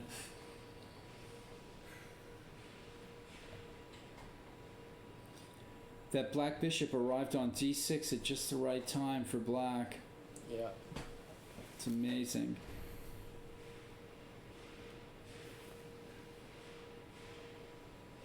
Carlos is playing queen. Oh, he went back to e6. So that gave black a move, and black played g3. g3. Why not? I mean, he better take this draw.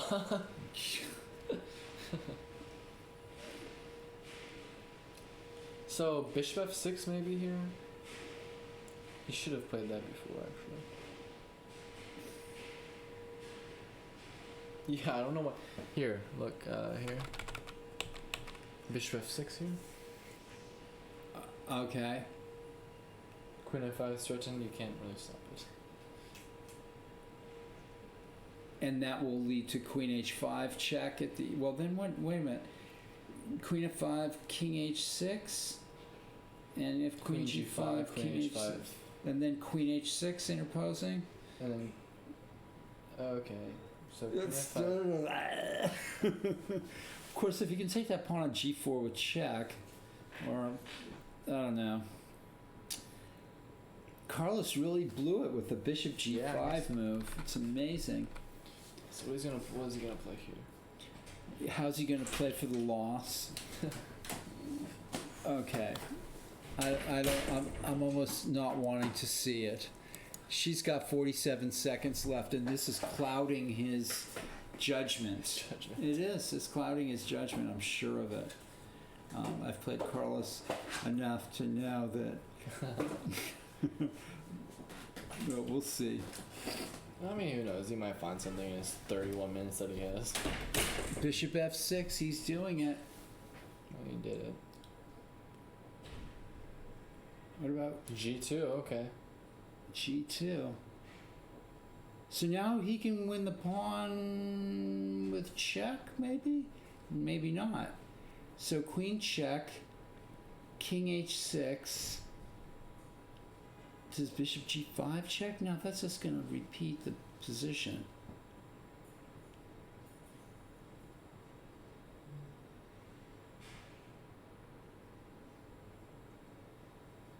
She's not wasting any time on her forced replies.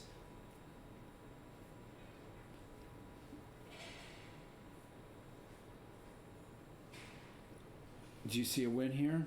No.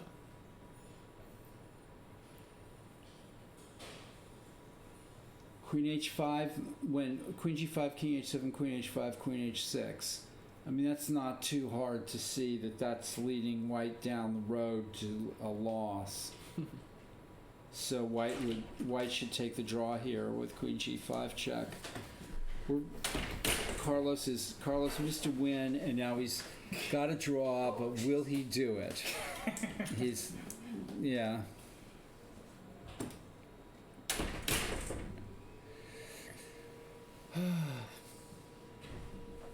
Okay, let's move on.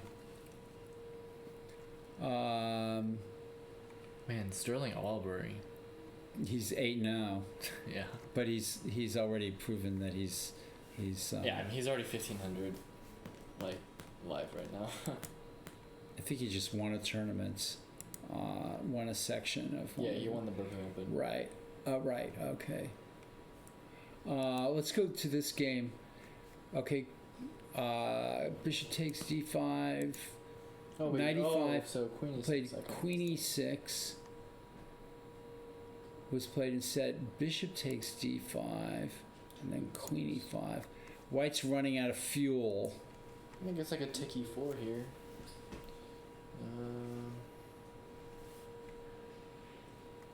Then knight g3. I mean, I have a ton of pawns. Knight oh, g3. yeah, knight g3. Maybe rook h3. Maybe. Because white has 3 pawns already for them. That's true.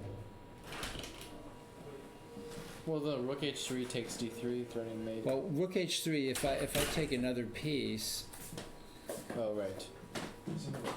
is that mate? Rook h8, king f7. Oh, then queen h5 check. Rook h3, knight d5, rook Queen h8. takes. What? Queen takes h8.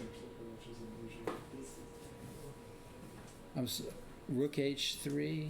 Knight takes d5, rook h8, queen takes d8. Queen takes h8. Yeah.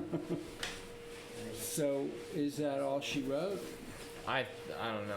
I don't think white's got any more fuel. for the I don't fire here. think so. And he's thinking, which is always a bad sign in chess. You don't want to be thinking too much.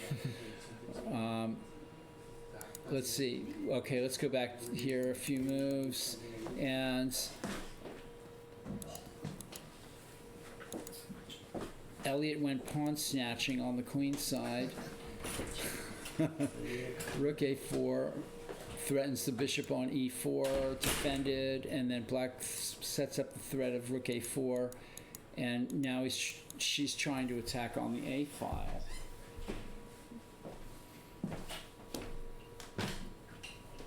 Elliot.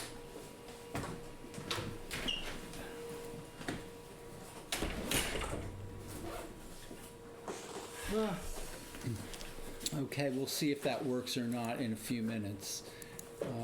As these games come winding down, this was, as we predicted, the knight at c5 kept the black king out, but the black rook is now invading, and white needs to come up with something. Can you switch cameras? Yeah. Let's see, which camera do you want? Use the room. The big one. Room cam. Unlock. Transition. Boom. Okay. Yeah. You can see the playing hall. He badly wants to trounce that little girl. Carlos is just, he plays some enterprising chess, folks, and that's what he's doing here. Let's see. And Michael Walter is continuing to throw smoke in the eyes of his opponent here and trying to survive. The knight at c5 prevents the black king from entering, and white has dreams of maybe playing f5 and breaking through somehow on the king side. In the meantime, black, in order to force this pawn through, looks like he has to do all sorts of contortions, like rook b1 and rook b2 and then a2, and we'll see how it all plays out. Of course, we're thinking that black is much better here. And Carlos is on the think here against Roy. Will he take the draw, or will he take the loss? Yeah.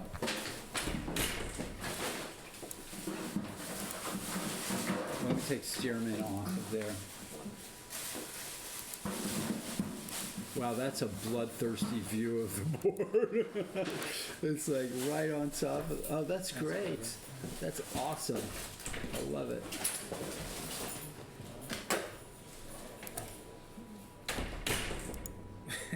He's trying to find the Great.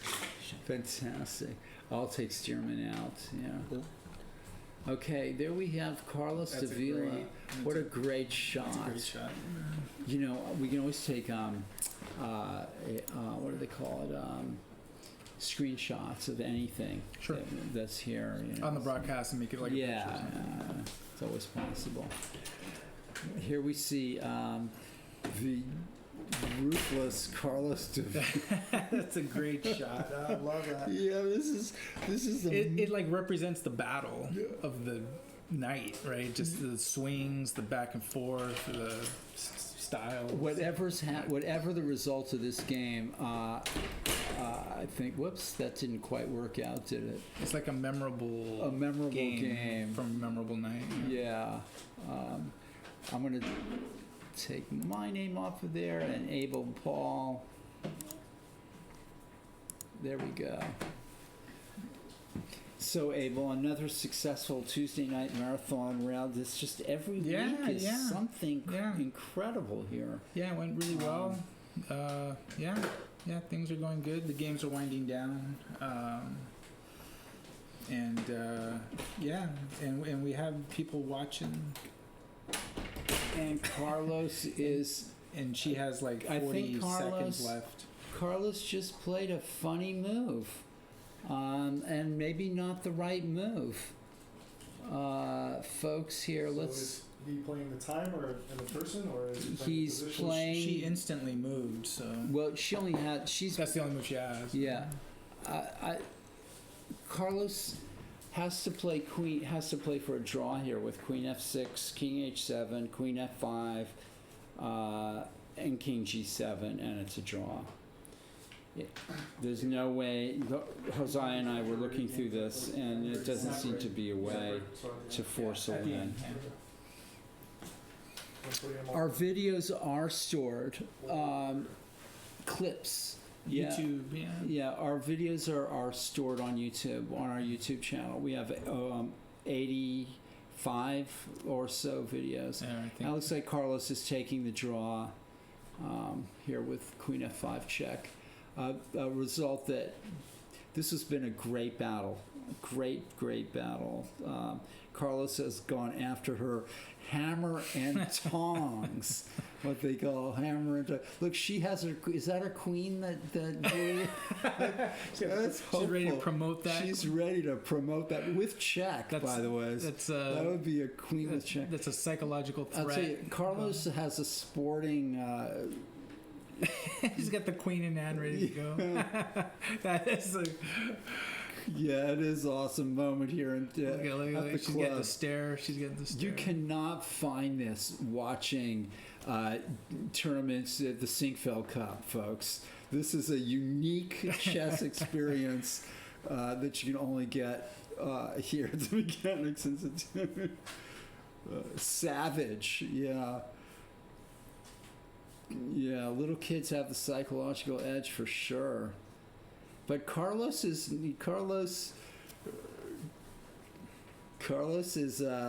quite the.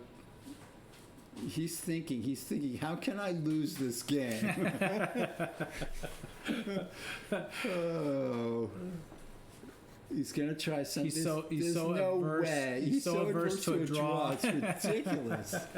He's gonna do any. I don't want to. I'm gonna give him grief forever.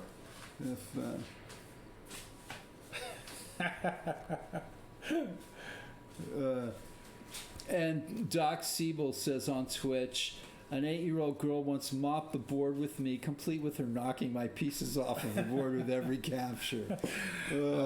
Back out there. Brutal, savage. Yeah. Okay, Carlos. And behind, we're watching Carlos and Roy play here on board 6. Behind them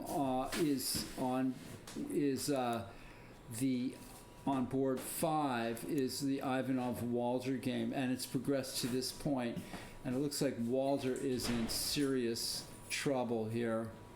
Knight d2 and knight. Well, what is the threat exactly? Walter needs to find a way, like playing f5 and g6 or something, or f5 and e6 to try to force a queen of his own. And Carlos is still thinking and giving us all a headache here. And on board 9, this dramatic game in the top under AB section, Queen c8 was played. I don't know if people have been following this game. Queen c2 getting out of the pin. Black threatens Queen h3, or does he? Knight d5. And this forks. Oh, a couple of desperados. Very, very interesting game. White is now winning, I'm pretty sure, here. A question of time. This is Black is completely on the ropes here. He's lost. Okay. Akko Hidari is beating Venkat Acharya on board 1 of the AB section here. And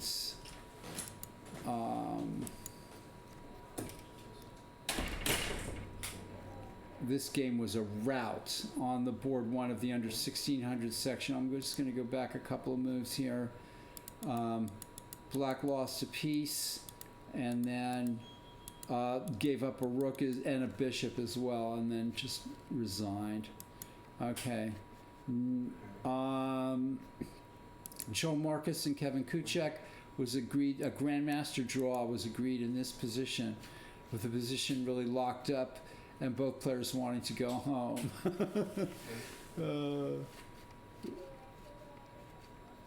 Okay. Let's see. We've got Tenzing Shah. This game was White was threw more wood onto the fire. White's now completely losing, I think, here. 2 pieces down.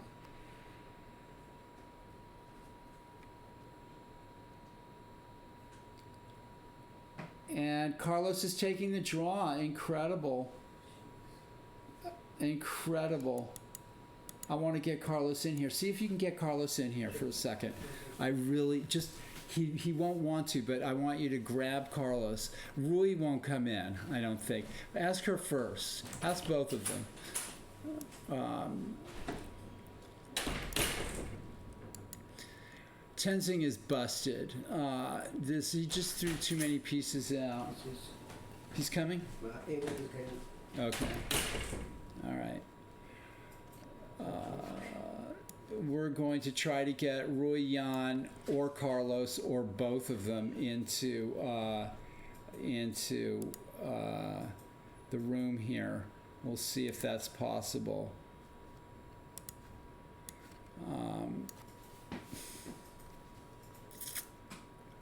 I would like it if it could happen, but Rui Yan has been shy about coming into the room and talking with me, and Carlos disappears into the night, and that's his story. Neither of the players. Yeah, neither of them. I said Rui Yan has been too shy to come in, and Carlos disappears into the night. Yeah, it's hard because, from the viewer perspective, there was a lot of drama in the game, right? Oh, great game. Yeah. But from the player's perspective, like for Rui, it was like, oh, I messed it up, right? Because she was ahead, and then she had like 5 back to win. Carlos probably feels like Carlos definitely missed a win, and then he missed it, right? So it's just an interesting thing how that can be, where from the viewers they saw this was the beauty of chess, and then from the players they're like, oh, this is the worst thing ever. But it was fun. It was fun to see. It was a great fun. It was fun to follow. Game. Yeah, I'm glad. And hopefully someday they look back and they gave us a show. They gave everyone a show. Definitely. Yeah. Okay, so we have a couple of games left. This is Tenzing Shah's game. Tenzing is he's definitely on the ropes here. Rook A1 mate is threatened. Okay. White can't play G3, Rook A1, King G2, Knight one of the knights to E3 check, and forks King and Queen. So I think White is going to be plays Queen D1. White's on retreat here. Black is in control here. Queen D4 even looks like a strong move, because if Queen takes D4, Rook A1. This is in yeah. What do you want? Do you want to? We'll do the room cam. Which one? Room. Okay. I'll just do room cam.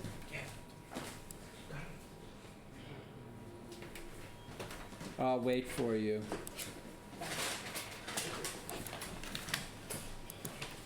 Okay. People are looking at the chess games going on in there. Do you want to withdraw? No, yeah. I just want to double check. Queen B2, Rook F3 check. Rook F3 was played. I don't want to be the reason for it. This is not going to work. After Rook A1, Rook F5, King E7, Rook D5, Rook D1, Rook D. This is just going to delay the end of the game here. Rook A1 is a clear win now for. So that, yeah. That's where I am now. Okay. Rook A1 is a clear win, obviously. Rook F5, King E7, Rook D5. Black can just take, play Queen C2, and then Queen the B pawn. Youth is being served here in this game, certainly. And let's see, Sotokova and Elliott here are two seasoned chess players going at it. Black's attacking now on the A file, and whoa, what happens here? Okay. Not content with a simple retreat, Elliott plays bishop E4, rook B6, bishop D7, rook C4, threatening rook takes B3. High time for E4. This is looking grim for Elliott now, with the bishop's release like this. This is Elliott's trying to survive this. I think we've already revealed it earlier, but these are both players that are playing the match against Isn't Marshall. that yeah. This is, and who are the other players? Oh, we don't know for sure yet. No, so. we do. So the under 2100, we said it was David Askin, Manos Paldi. Okay. So the under 1900 is Kalen Melville and Felix Rudyak. Okay. Those guys are both playing here tonight, and they both played tonight. And then the under 1700 is Erica Malikin and David Rickenitz. Fantastic. So it's good. It's a real mechanics team. It's a mechanics, true blood team. So it's very exciting. It's going to be exciting. I think Elliott is about to lose this game versus Natalia. He's trying to hold on here. And rook A4 check and bishop E5 is pretty convincing. There's probably a number of ways for Black. I got Sriram, Krishna Kumar. Okay, hey. How did you do? I won. You won? Yeah. I'm not sure what happened. This game, we're just looking at the end of this game. It looks to me like Elliott is losing here. Yeah. But let's do we have his name here? His name? Yeah. I'm going to try to, if you see your name, we put your name, I think, up here. Have you been in here before? Yes. Yes, you have. Okay. Oh, yeah. We're going to look at your game. Or can you show us and tell me what exactly was going on? You found a way to win. I think there were some other places where you could have won.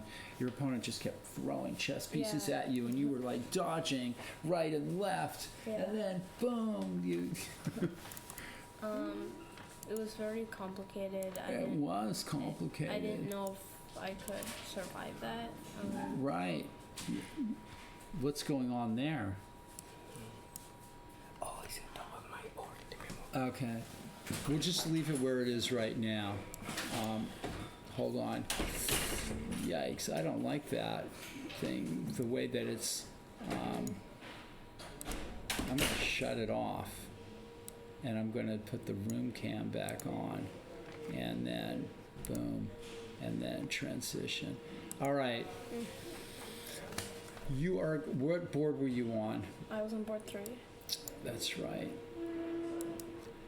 And hold on, let's go find your game here.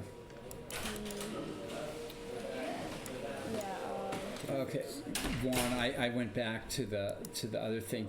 Sriram's going to show us his game, but go ahead and first one is going to put us on the transitions back. This is not good. Let's leave it on the. Let's just leave it on the room cam. Yeah.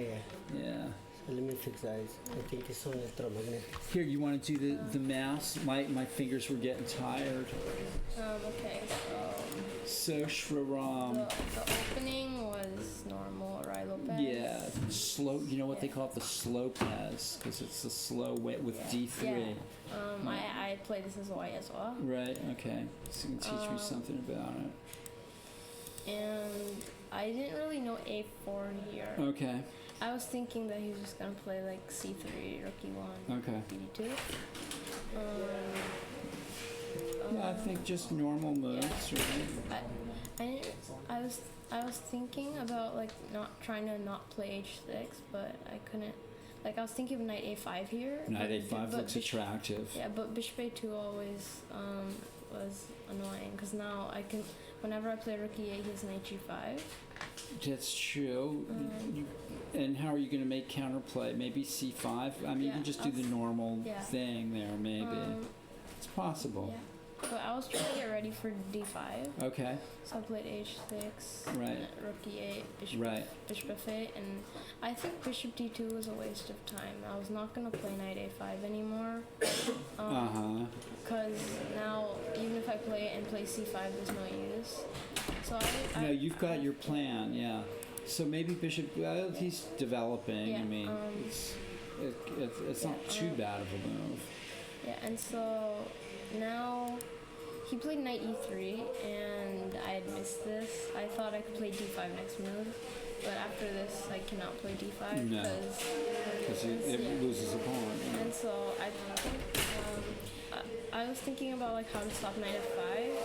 G6. But G6, he always had Knight H4. Right, and then that's a little King risk. G7. Yeah, you So- don't. And then Knight F5 check maybe coming up. Yeah. So I You played have to Knight be E7. careful. So I played Knight E7. My idea was to stop Knight F5 and play Knight G6.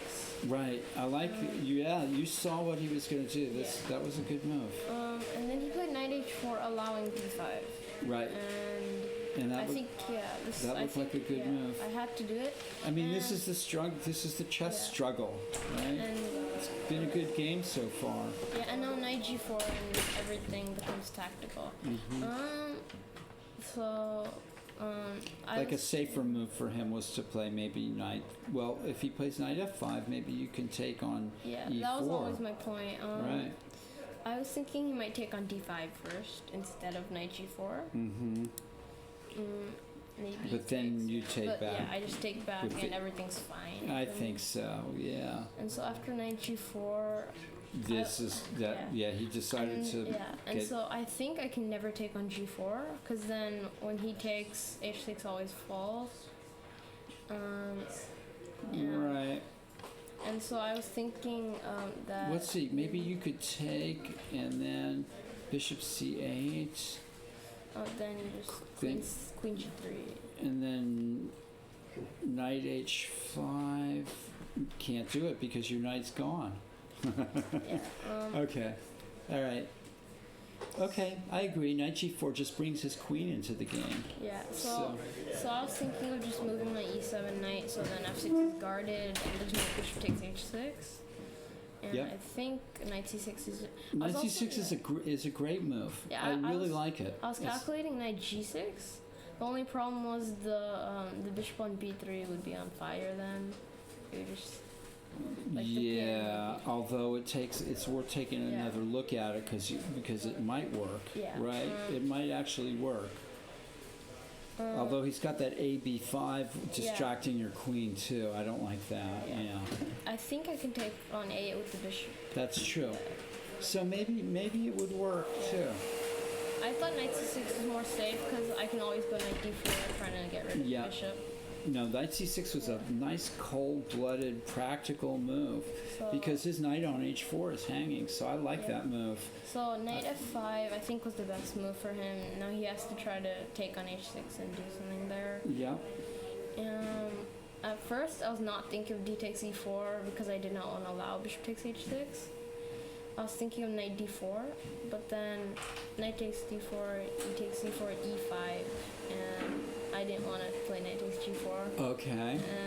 And my pawn on d4 was very weak after the queen comes to g4, so I thought I had to play d takes e4. Okay. And that now there's a crisis on the chessboard. Yeah, and now I think he Yeah. could play. I think he could sack now. I didn't really know the difference between.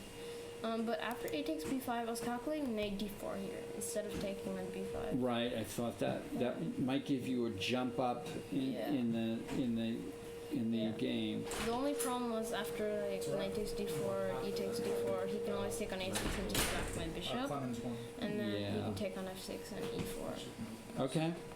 So you just took back. Yeah, I just took back. Takes.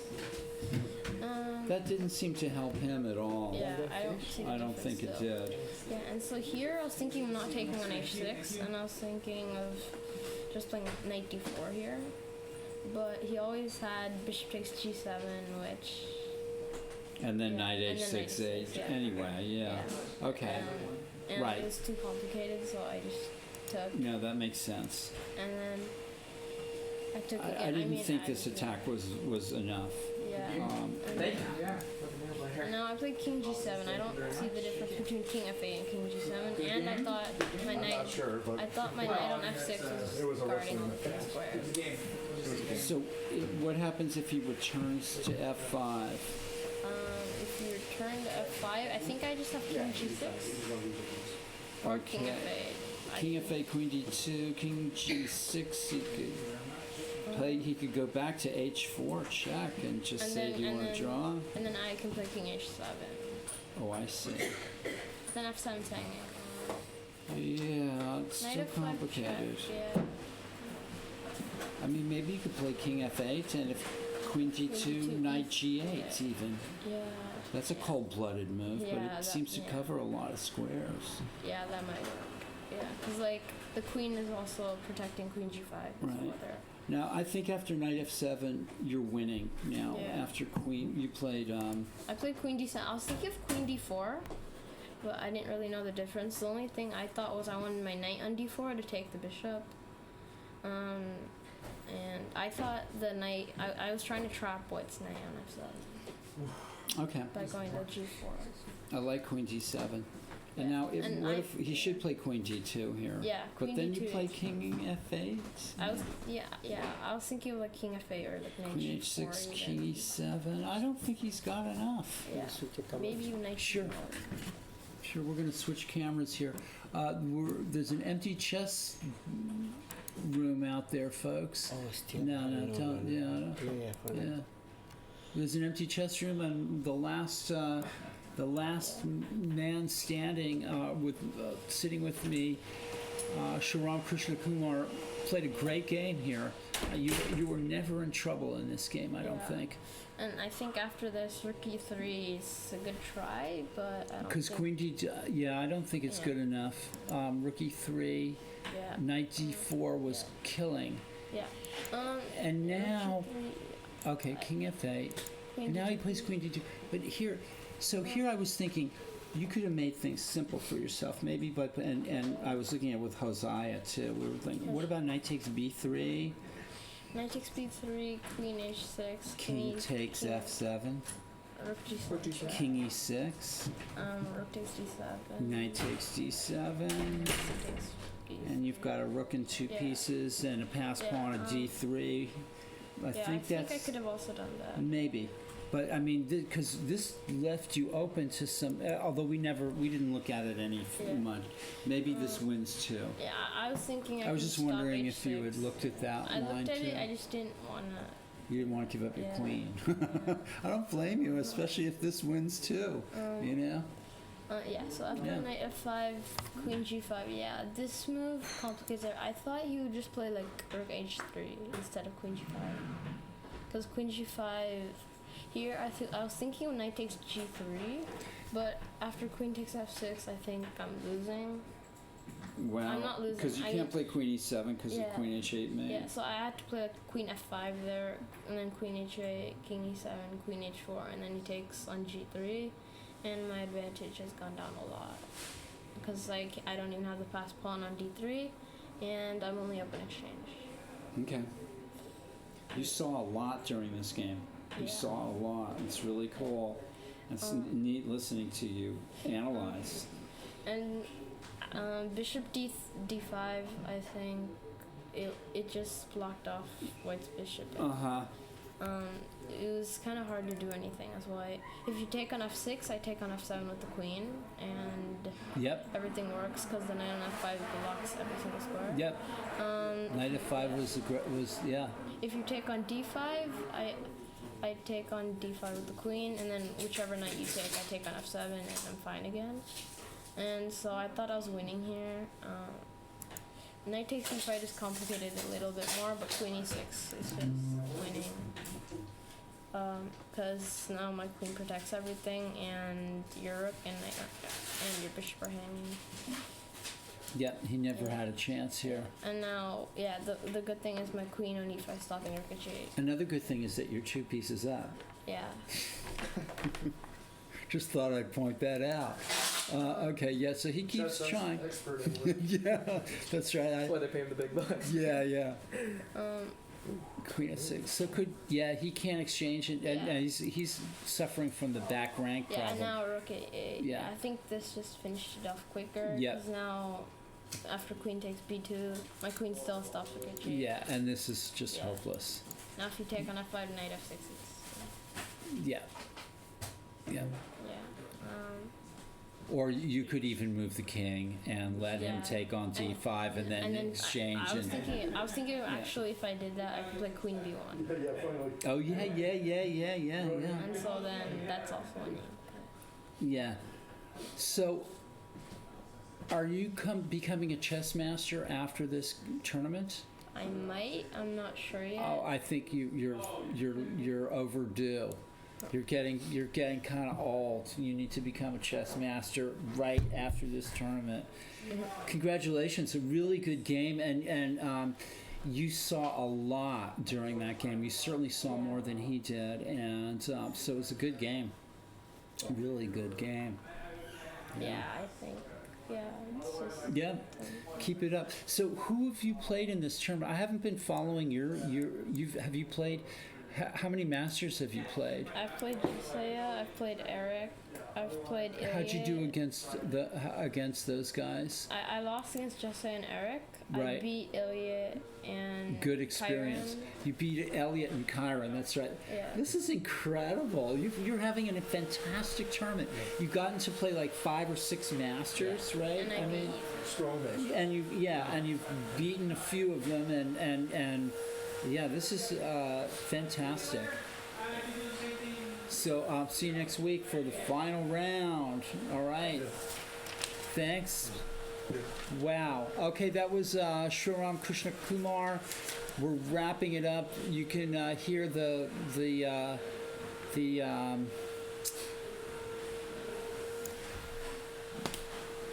vacuum cleaners in the other room. No. I'm going to say goodnight here at the Mechanics Institute Chess Club. I'm going to put the video up, and thank you. You're hooked. Doc Siebel is hooked to our stream. Thank you. This is the... Is that it? yeah. We're... I don't want to interrupt you. I was just No, you're using not. My phone. Oh, yeah. Your phone. You're not interrupting anything. You can come in here anytime. I know, but you're Talking. talking to, Talking to the world at large. All right, I'm going to stop streaming, everybody. There's the winner of the tournament, or the leader, Josiah Stearman. Is he? Okay, Mr. Seibel. Is that the? I'll is get that you the- next